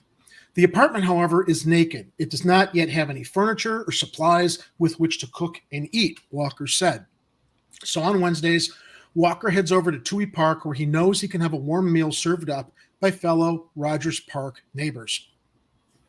I've experienced a lot of kindness, Walker said, between bites of chili and lasagna. I just had an idea, Ed. Mm-hmm. You might want to do some cooking and make a little run over there to Chuy Park sometime in the future. It's very cool that people would do these acts. Anything that anybody does, every little thing I consider a blessing. For over a year, Rogers Park neighbors have joined together to offer a weekly meal of chili to the dozens living in tent cities inside Chuy Park, 7348 North Paulina Street. The operation has grown over time, with the neighbors also offering fresh produce, personal hygiene products, clothes, and harm reduction supplies. The idea for a weekly chili night was sparked by Ahmed Chowdhury, who lives near Chuy Park with wife Dorian Ortega and their 10-month-old. Chowdhury started last summer, often bringing up a pot of chili and some serving supplies to those in the park by himself. Spending more time in Chuy Park, Chowdhury got to know the other neighbors offering aid to the unhoused, including those with the activist group Rogers Park Food Not Bombs. Chowdhury's family and Food Not Bombs then joined forces along with other neighbors to offer a weekly chili and resource distribution night at the park. The housed and unhoused come together over a home-cooked meal. When it comes to helping people, this is low-hanging fruit, Chowdhury said. I mean, we're all neighbors. For nearly 2 years, a tent city has occupied a portion of Chuy Park. The number of people living in the park has ebbed and flowed. The encampment has persisted despite 3 moving events held by the city, including one last week, that have found housing for 84 tent city residents, officials said. Chuy Park's encampment overlaps with an increase in homelessness caused in part by the pandemic. The tent city's existence has been a major point of contention among neighbors, leading to fights on social media and dominating conversation in town halls and meetings over a proposed homeless shelter in Rogers Park. As the encampment's numbers swelled this summer, the Chicago Park District relocated its summer day camp from Chuy Park and eventually closed the park's field house. Those living in the camp have also been the victims of a cruel prank that we reported on, thanks to Block Club Chicago, when they were served fake eviction notices claiming they would be moved to a swanky downtown hotel. The debate surrounding the tent city is what partially caused Chaudhry to get involved in helping those living in the park. I just felt the humanity was lost, said Chaudhry, 34. It irked me that there was so much condescension. So Chaudhry decided to turn a family tradition into a force for good. His wife, Ortega, would make chili on a weekly basis, often tinkering with the recipe with Chaudhry acting as a taste tester. The couple decided to start making more chili and sharing it with those in the park. They still have fun with it, trying different recipes and asking park inhabitants for feedback at Heller.com. On Wednesday, Ortega prepared a Three Sisters chili that uses ingredients regularly planted and harvested by Native Americans in honor of Indigenous Peoples Day, she said. I've never cooked for so many people ever, Ortega said. Just doing something felt very natural to us. We live right here. How can you not do something? At first, Chaudhry would come to the park alone, setting his large pot of chili on a park bench. He then met organizers with Rogers Park Food Not Bombs, who offered him table space at their weekly food and resource distribution. Food Not Bombs, which organizes around issues of food insecurity and social justice, has been providing mutual aid to the Chuy Park residents for as long as the encampment has existed, said volunteer Gerardo Marciano. The distribution event started sparingly, but as the camp grew, the group also sought to grow its aid efforts. Those efforts were aided by other neighbors looking to help out, Marciano said. We saw the need for people to have more regular food assistance. We've seen a big increase in people helping, bringing food. Many just do it on their own. On Wednesday night, Food Not Bomb set up multiple folding tables at the tent city for the meal and resource distribution. Chaudhry used one of the tables for his pot of chili and camping stovetop. Food Not Bombs brought a tray of lasagna, and one member brought up loaves of homemade bread. They also brought up boxes of produce to hand out. Food Not Bombs also provided hand warmers, hygiene products like toothbrushes, and harm reduction supplies, including the opioid overdose antidote, Narcan, hypodermic needles, and a hazardous waste basket to collect used needles that may otherwise litter the park. Man, I wish we had more neighborhoods doing this kind of outreach. I could go on and on and on, but the article is linked in our show notes below. You can read more about what the neighbors near Chuy Park are doing, and perhaps if you see tent encampments in your neighborhood, you could rally the neighbors and maybe provide similar support and food. I think the story was marvelous to discover, especially at Thanksgiving, when so many people, rely on going to food kitchens or pantries because they can't afford a decent Thanksgiving meal, or there are a lot of homeless people out there that don't have a place to cook. But yeah, I mean, this is an example of solutions. When you can't rely on the useless representatives at the city of Chicago to do anything with our tax dollars, reinvesting, supporting the community, as we're going to get into in a story coming up in regards to those migrants that the governor of Texas bused to Chicago, and all of the virtue signaling the city of Chicago has been doing as a sanctuary city, asking everybody to help provide supplies and donations for those migrants. We're going to get to that in a moment, because you know what? You're going to be shocked at knowing how they're helping the migrants and who's getting a cut of the support that the city of Chicago has set up to help migrants. In the meantime, this is the real way to do it. So I'm going to move on from that story, though, and bring up the next story that I have been alluding to in regards to how fucking useless our city is and what their priorities are in light of other more pressing issues like, tent cities in our parks. What is the big priority for the city of Chicago as opposed to, finding housing for people that can't fend for themselves, or even like afford to eat or have a kitchen over their heads, or a roof over their heads to be safe under. Here's their priority, Ed. Hassling more business owners regarding their signage. Yeah. This comes to us from Quinn Myers, Block Club Chicago, Archie's Taverns, iconic ham sign. Removed by city order, but owners of 80-year-old bar hope to bring it back. The sign has hung over the corner of Rockwell and Iowa Streets since the 1960s. The bar's co-owner said. A city spokesperson said Archie's does not have a permit for the sign. Okay. The sign has been there since the 60s, but on Friday, the ham sign, emblazoned with the company's Born in the Land of Sky Blue Waters slogan, was taken down by Archie's owners amid pressure from the city. Archie's has had back and forth with the city about various signs outside the bar since 2017, Arthur said. I guess the city's not getting what, Ed? It's cut? Including on its windows and an awning over the front door. Arthur co-owns the bar with her mom, Deborah Pupp, and brother Ken Prorock. But when the family went to renew the bar's liquor license this month, this is all happening this year. Do you notice a pattern here? Yeah. This is all happening now. People renewing licenses and then having the city hassle them this way.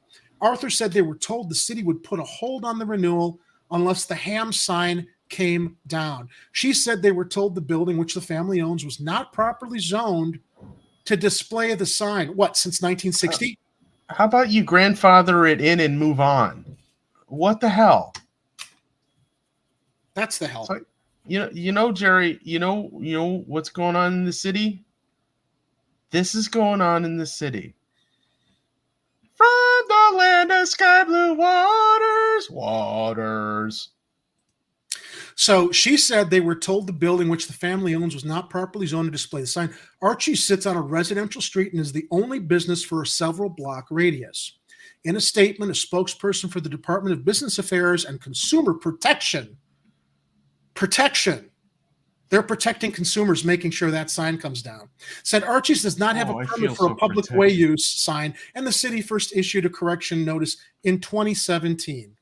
To rehang the sign, Archie's must obtain a permit through the Business Affairs Department as well as a Department of Building sign permit, which includes a zoning review and approval by the Department of Planning and Development, the spokesperson said in an email. Arthur said the bar plans to ask for a zoning variance for the building and hopes to put the sign back up in 2023. I think a lot of this is just a paperwork issue because when the sign was initially installed in the 1940s, the zoning permits were completely different than they are today, Arthur said. And I believe since it's been in the family so long, there was really not many opportunities for the checks and balances and licensing. Why should there be? Why should any of this be a fucking... Is this sign bothering anybody in that neighborhood? No, in fact, it's kind of an institution. It's almost a landmark. It provides character to the neighborhood.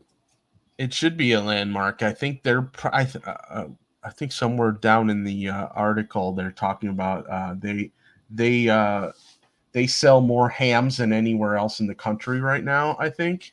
Is that what I saw in there?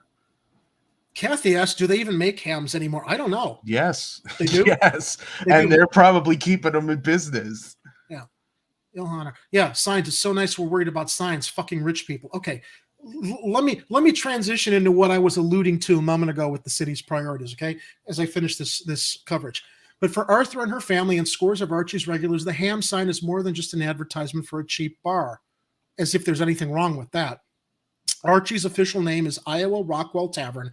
After the cross streets, it's called home for almost 80 years, but the corner bar has gone by Archie's for decades after Arthur's grandfather, Archie Baraka. Baraka's parents turned over the bar to him in 1950 when he was just 19. Arthur said, and he ran it till 2005, and more than 50 years in between, he became literally synonymous with the cozy neighborhood tavern. The reason it became known as Archie's is instead of people going, let's go down to the Iowa Rockwell Tavern, it was, let's see Archie. Let's go to Archie's, Arthur said. And that's how we kind of developed that name. Since the ham sign was installed in the 60s, it became a beacon in the neighborhood. Yeah. Arthur said, Baraka would often close the bar on the earlier side, but if the sign was still up, neighbors knew they could go slip inside for a beer. In recent years, it's acted as a literal nightlight for people walking their dog down dark residential streets before the bar closes, Arthur said. And if the power goes out nearby due to a storm, the bar will leave the sign turned on all night. if there's a big storm and lighting goes out, we leave the sign on overnight to provide some extra illumination for our neighbors. A lot of people have referred to it as a beacon. So why do I bring all this up, Ed? Because this is a priority for the city as opposed to helping people over in Chuy Park, or as I was reaching out to potential partnerships for our holiday community get-together in December, I reached out to the City of Chicago migrant donation page, okay?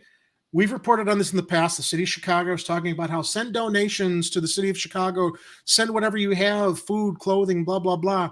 I went to their website, and there's no link to drop-off locations. So I'm thinking, they've got a long list here of what the migrants that they're throwing in field houses and parks need, but all they have is an Amazon link. No drop-off locations, as CBS2 reported on, I think, 2 months ago on their website, where I originally found on Google. They said, here's a link to drop-off locations. Well, that's a dead link now on the CBS page. So I went to the City of Chicago site, and I wrote the City of Chicago. And I said, hey, we're doing a charitable event in December, and we'd like to see if we can also help provide some support and collect donations, whatever people can bring, supplies, toiletries, whatever, to help the migrants that are housed all over the city. This was the response I got from the City of Chicago. Thank you for your generous offer. Unfortunately,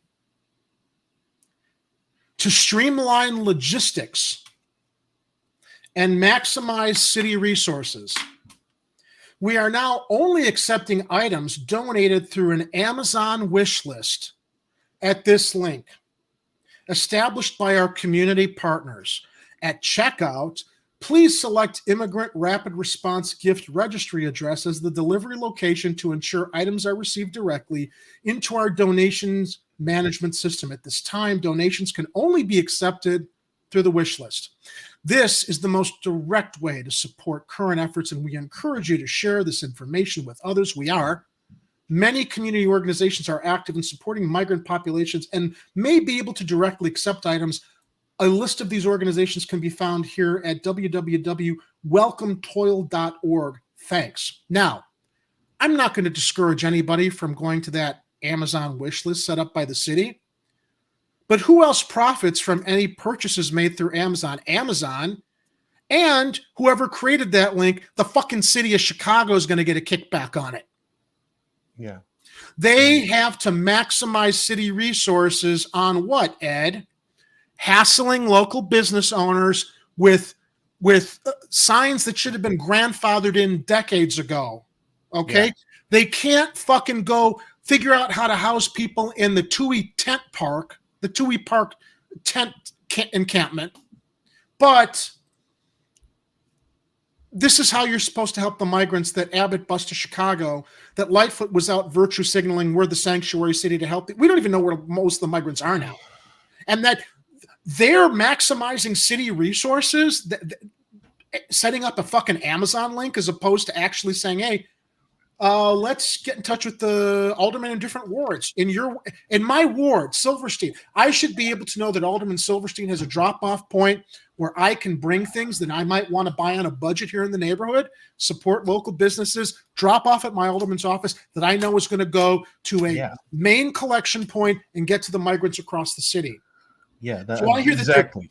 This is streamlining logistics to maximize city resources. And I see this is where they're maximizing their city resources. It makes my fucking blood boil.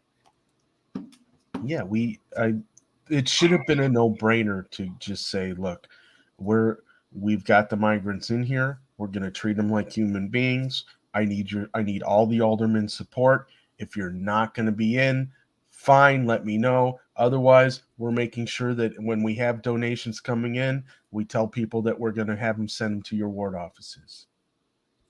That should not have been hard, and that should have been priority one.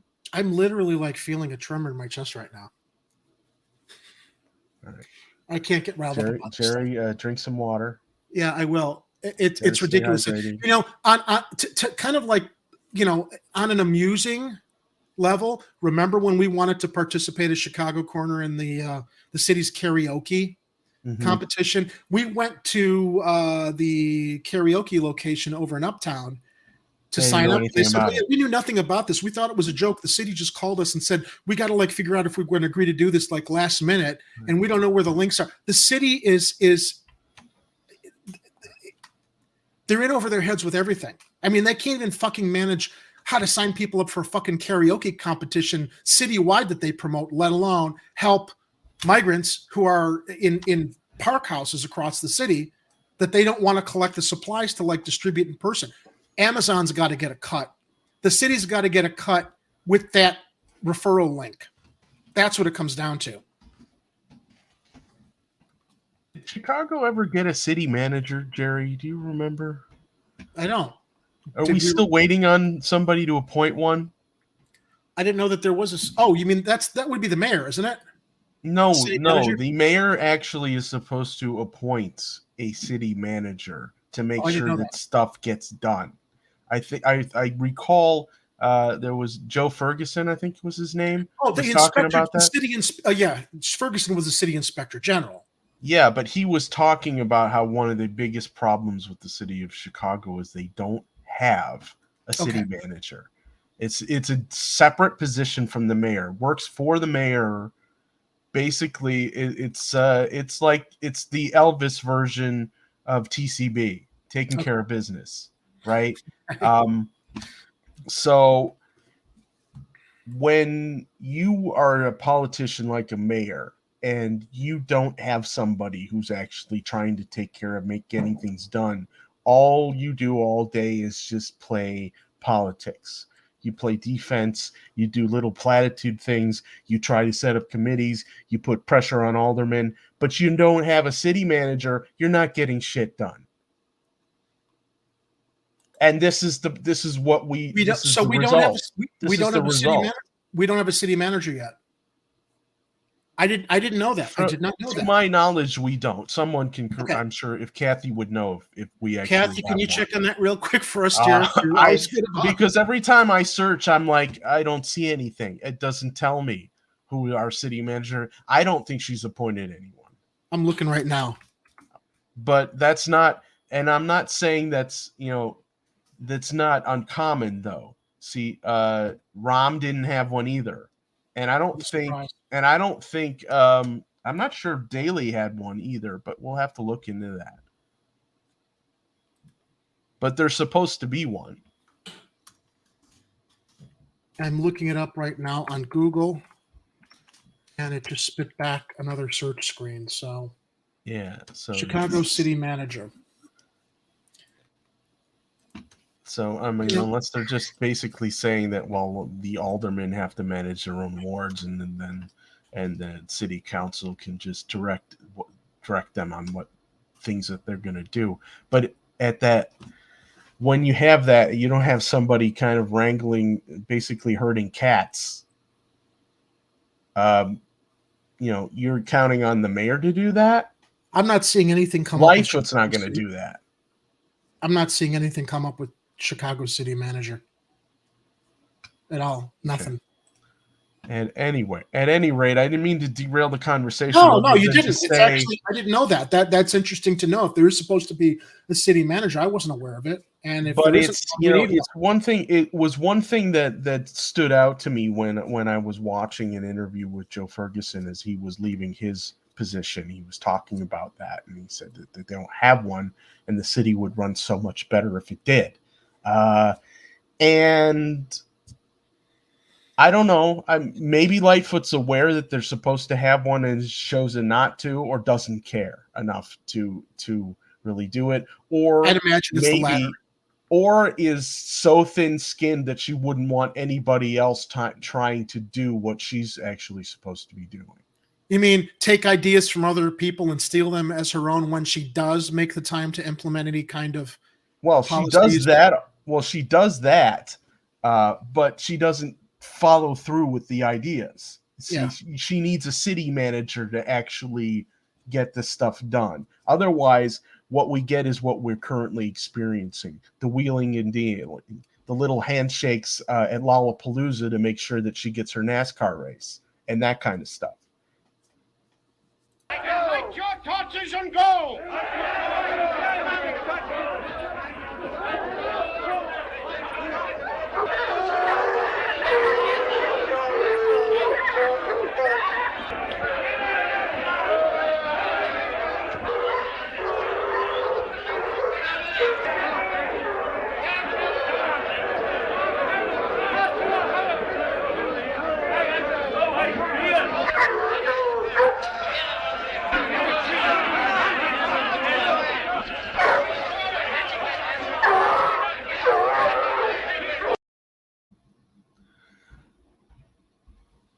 Excuse me, I manage perfectly well. I manage all the time, 24/8. I'm managing like a NASCAR race that I'm probably not even going to get to be at because I am not getting reelected. I mean, vote for me because I'm definitely getting reelected. What a fucking bitch, am I right?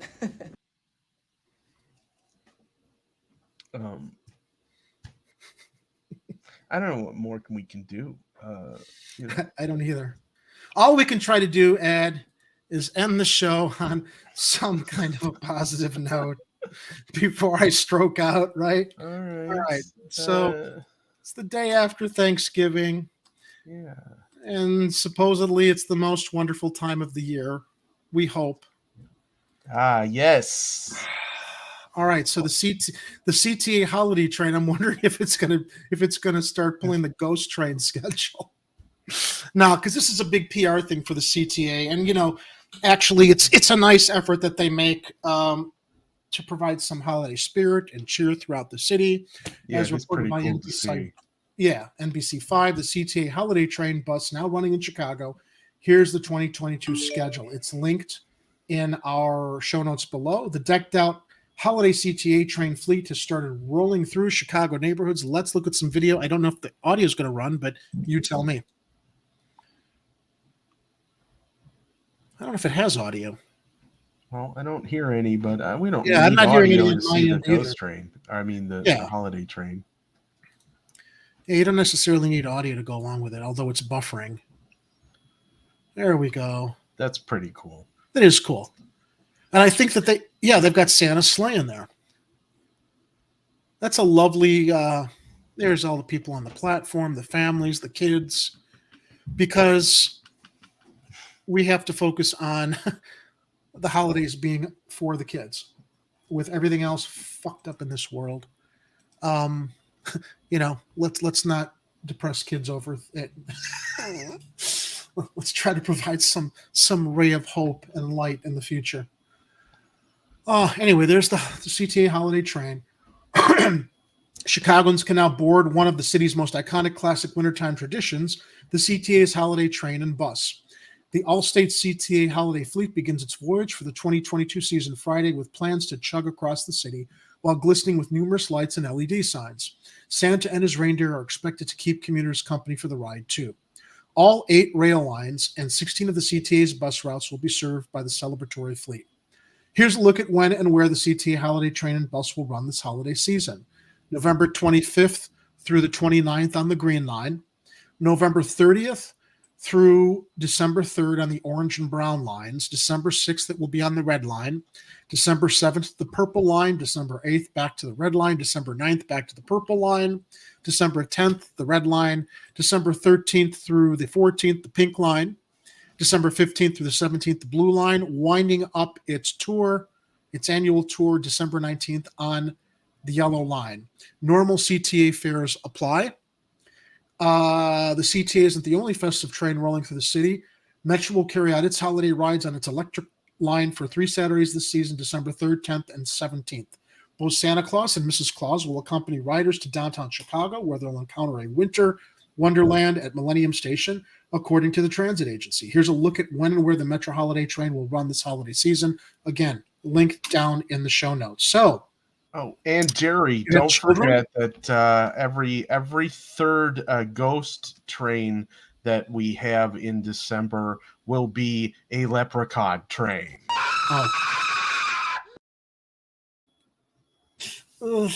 Did we have any? Thank you, Kathy. Yes. Oh, did she? Thank you, Kathy. I didn't see that. Yeah. Do we have any donations on Rockfin to share tonight? Any comments there? Let's see if anybody joined us on Rockfin. I don't see any chats in Rockfin this evening, but if you guys want to, please subscribe or at least hit the follow button for us on Rockfin, even if you're not paying the monthly fee for the premium content, which gives you premium content for all of the channels on Rockfin. Even if you just sign up for the free account and follow us, that's very helpful for us. So Kathy also asks, where's the bean car? Kathy, don't get Ed started on the bean. Oh, that would be so sweet. Oh my God, I totally forgot to do a double bean car on the holiday train this year. Well, I'll do it next year after I get Oh, wait. What a fucking bitch, am I right?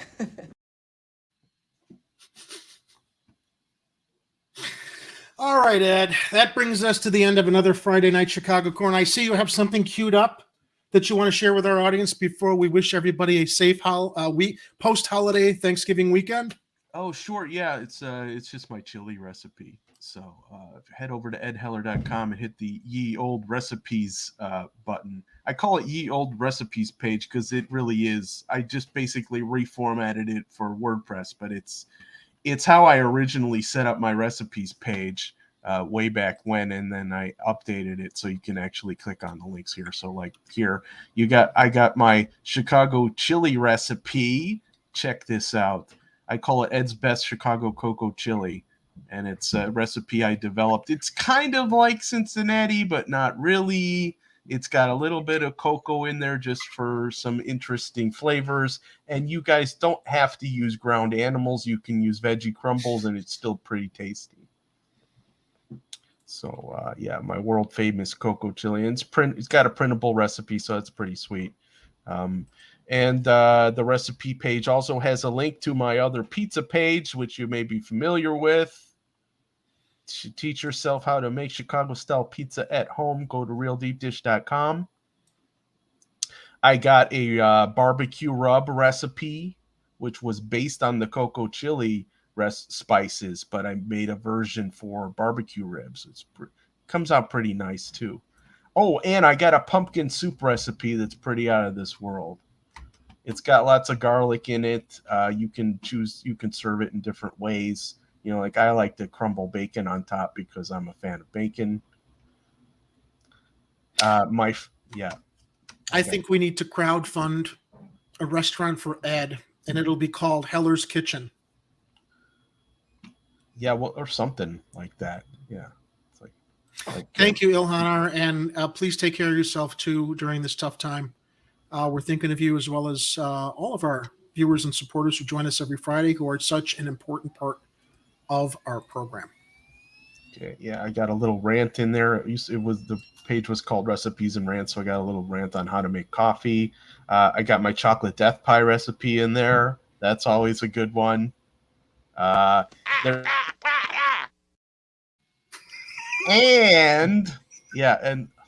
got my mom's banana cake recipe in there too. If you guys like, it got some overripe bananas. And there's other recipes, but every time he does this, even though I've eaten, now you're making me hungry, and I can't eat for the rest of the day. I'm sorry, Jerry. I know it makes you. I should probably feed you before these broadcasts just to make sure. I really think you need a cooking segment every week on our channel. I think we need to go to your kitchen and produce some stuff so people can see step by step how to create these magnificent dishes in their own kitchens. It's not a terrible idea. I got to figure out. No, I'm serious. I'll set up. I'll have to do some setups where I've got some stuff that's like almost ready to serve, and then I'll just say, look, we got to stop everything we're doing so I can go grab all this stuff out of the oven. So I did that. You guys, I don't know if you remember, any of you got to see Extra Bulla on that show where Jerry and I were on the show, but I actually did a run to the kitchen on that one with a pizza cam. Yeah. And that was pretty fun. So it was a nice little test run on that kind of a deal. And it's pretty good content. So I think we're definitely going to do that in the future. All right. So last words here before we depart. Here's the deal, guys. For our December 23rd holiday extravaganza at the Patio Theater, I want you all not only to mark your calendars, but I want you to plan to share this event with your friends, family, acquaintances. Everybody make sure that you bring a brand new unwrapped toy that we can donate and deliver to the Chicagoland toy drive. We'll be delivering everything we collect the morning of the 24th, and they will be delivering and distributing toys throughout the city to participating families on December 25th, Sunday morning. Bringing a toy to our collection effort will get you half off admission to the double feature of my film Solstice and Home Alone. Now, I'm not making a dime off of Solstice, and I don't want to, but unfortunately, we do have to have some admission charged because the owners of the Patio Theater do have to pay Disney and Fox licensing fee to show Home Alone. And, for any of you who are in the entertainment industry and know what licensing fees are to these big studios, that's a lot of money.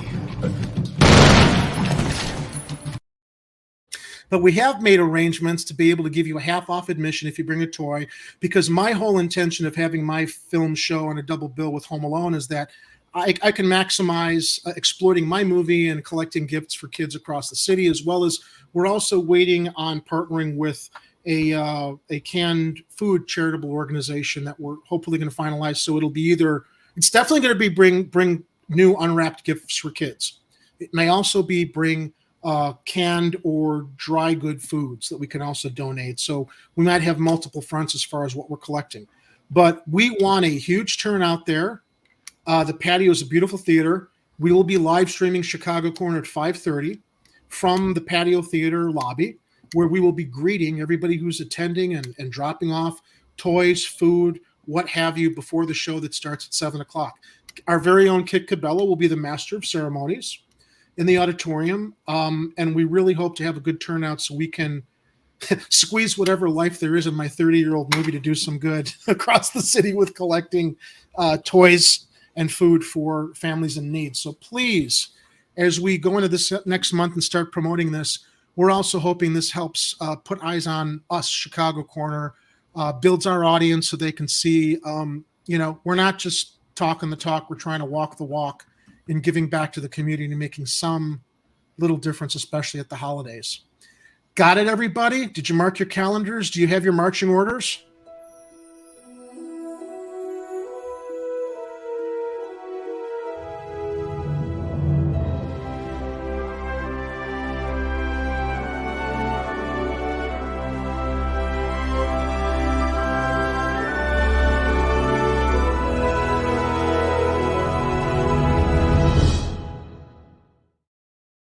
The Patio Theater, Kathy, is at 6008 West Irving Park Road. Beautiful old movie house. This, we don't know yet. We definitely know the charitable organization we want to collect the canned food for.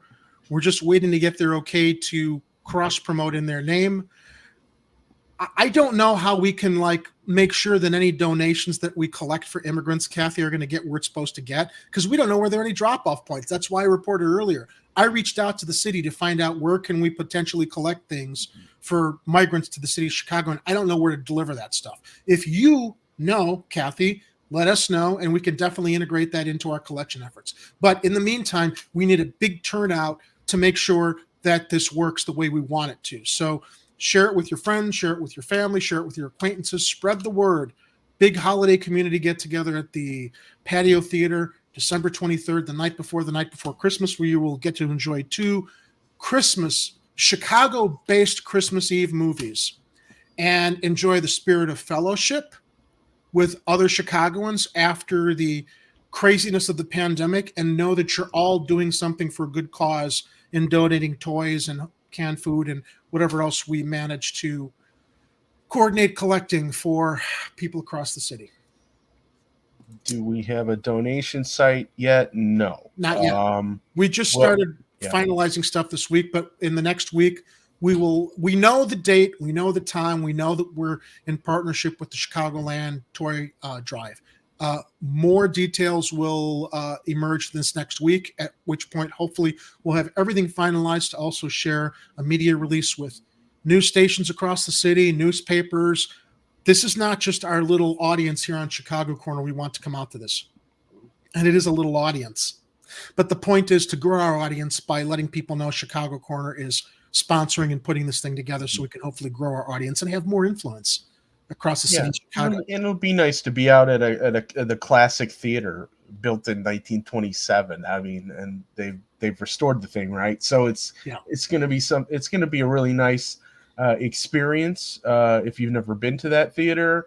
And I think there are some regulars who usually show up to this thing during the holiday season because the patio theater likes to run holiday movies throughout December, if I recall. To that point, the patio theater is beginning its holiday schedule next week. I know that they're showing Frozen. I'm not sure. Go to the patio. You can find the patio on Google, and we're going to start promoting the patio's holiday film schedule as well while we're looking towards the big event at the end of December, which is going to be our sponsored event. But there will probably also be some pre-show entertainment that I'm also waiting for confirmation on. So it won't just be drop off your toys, see a movie. There might actually be some live entertainment pre-show. I can't speak to what yet. I have a sense of what it might be, but we'll have more details in the next week or so. Yeah, they just added Elf on December 3rd, which is cool because we might be in that vicinity over there for a short. We will be hopefully shooting our promo for our event that afternoon over at the patio. Yeah, you and I and Kira are scheduled to go out there with our intern and new friend of the show, Connor Dorr, who's also been helping with things over at Hardlands Media, who did a fantastic segment with Kit on the Toxic tour of Indiana and South Shore with Thomas Frank. Mm-hmm. Am I right? Thomas Frank. They interviewed him. Yeah. Which is also available on Hardlands Media's YouTube page. I would encourage all of you to check that out. Kira shared some of it, I think, 2 weeks back on her Tuesday show. So, Ed, any parting thoughts? I'm ready to turn in. It's been a long day. Ooh, Jeezy's playing there on the 15th. Who is? Some guy named Jeezy. At the patio theater? Yeah. Yeah, it's also a live event. Live music, yeah. Let me share their website real quick before we head out of here. Why isn't... There we go. Add to the stream. There we go. Upcoming events. I know they do... they have movies there. They have wrestling. They'll show Scrooged. Oh, wait. Are we still on there yet? Not yet. Not yet. I'm scrolling down. Soon. I knew they were going to show Bad... When I was talking with the manager there, and I said, well, what do you get coming up in December so we can bundle this and make it a big event? And he said Bad Santa, which is one of his favorite. It's actually Bad Santa, my favorite Christmas movies too. Mm-hmm. But it's not right to double bill with Solstice. I said, can we get a Christmas Story or Home Alone? He's like, well, we got a relationship with Fox Disney. We can get Home Alone. I'm like, done. Let's do that. So yeah, there's the patio's website. Our event will be up there soon, and hope you can all join us. We really want it to be a very, very special evening. So that's it from me, Ed. Thanks again for joining tonight, and also congratulations on a really successful hosting on Tuesday. Yeah, I had fun. I think I'm gonna do that again sometime. You will, because we always need a night off. We can rely on Ed to fill in successfully and competently with a different voice. The show. Yeah, although I might need a co-host for that, eventuality. Maybe I'll have to bring Kathy Powers on or somebody. Well, I'll tell you, when Kira said she needed that night off, normally I'll host, and you and I had talked. I'm just like, maybe you should host a show sometime because I know you'd enjoy doing it. So it was the perfect timing. I mean, I'm not saying I won't be available as a co-host. It's just it's much less pressure on me to also prepare a show on a Tuesday and leave it to you, and then I can come in and co-host and kind of ride the wave of everything you want to present and talk about. Yeah, and that's a bit of work preparing a show. I gotta tell you, it's it's a good part. It's a good part of your day just trying to figure out. Okay, well, these are all the things that happen. Which ones do I want to talk about?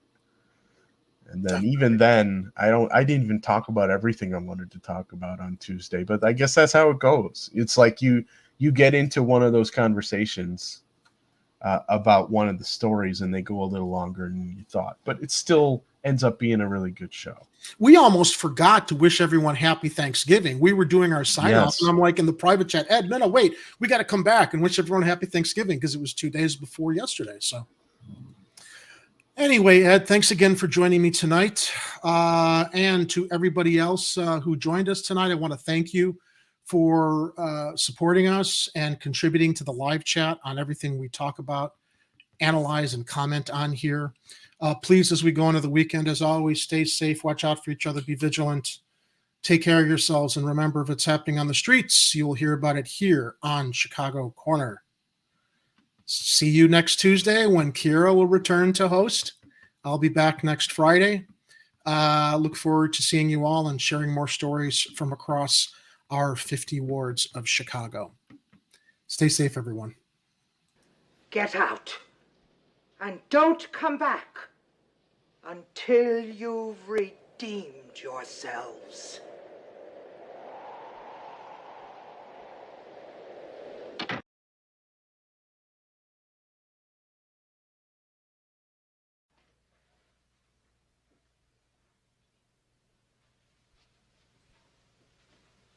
You're still here? It's over. Go home.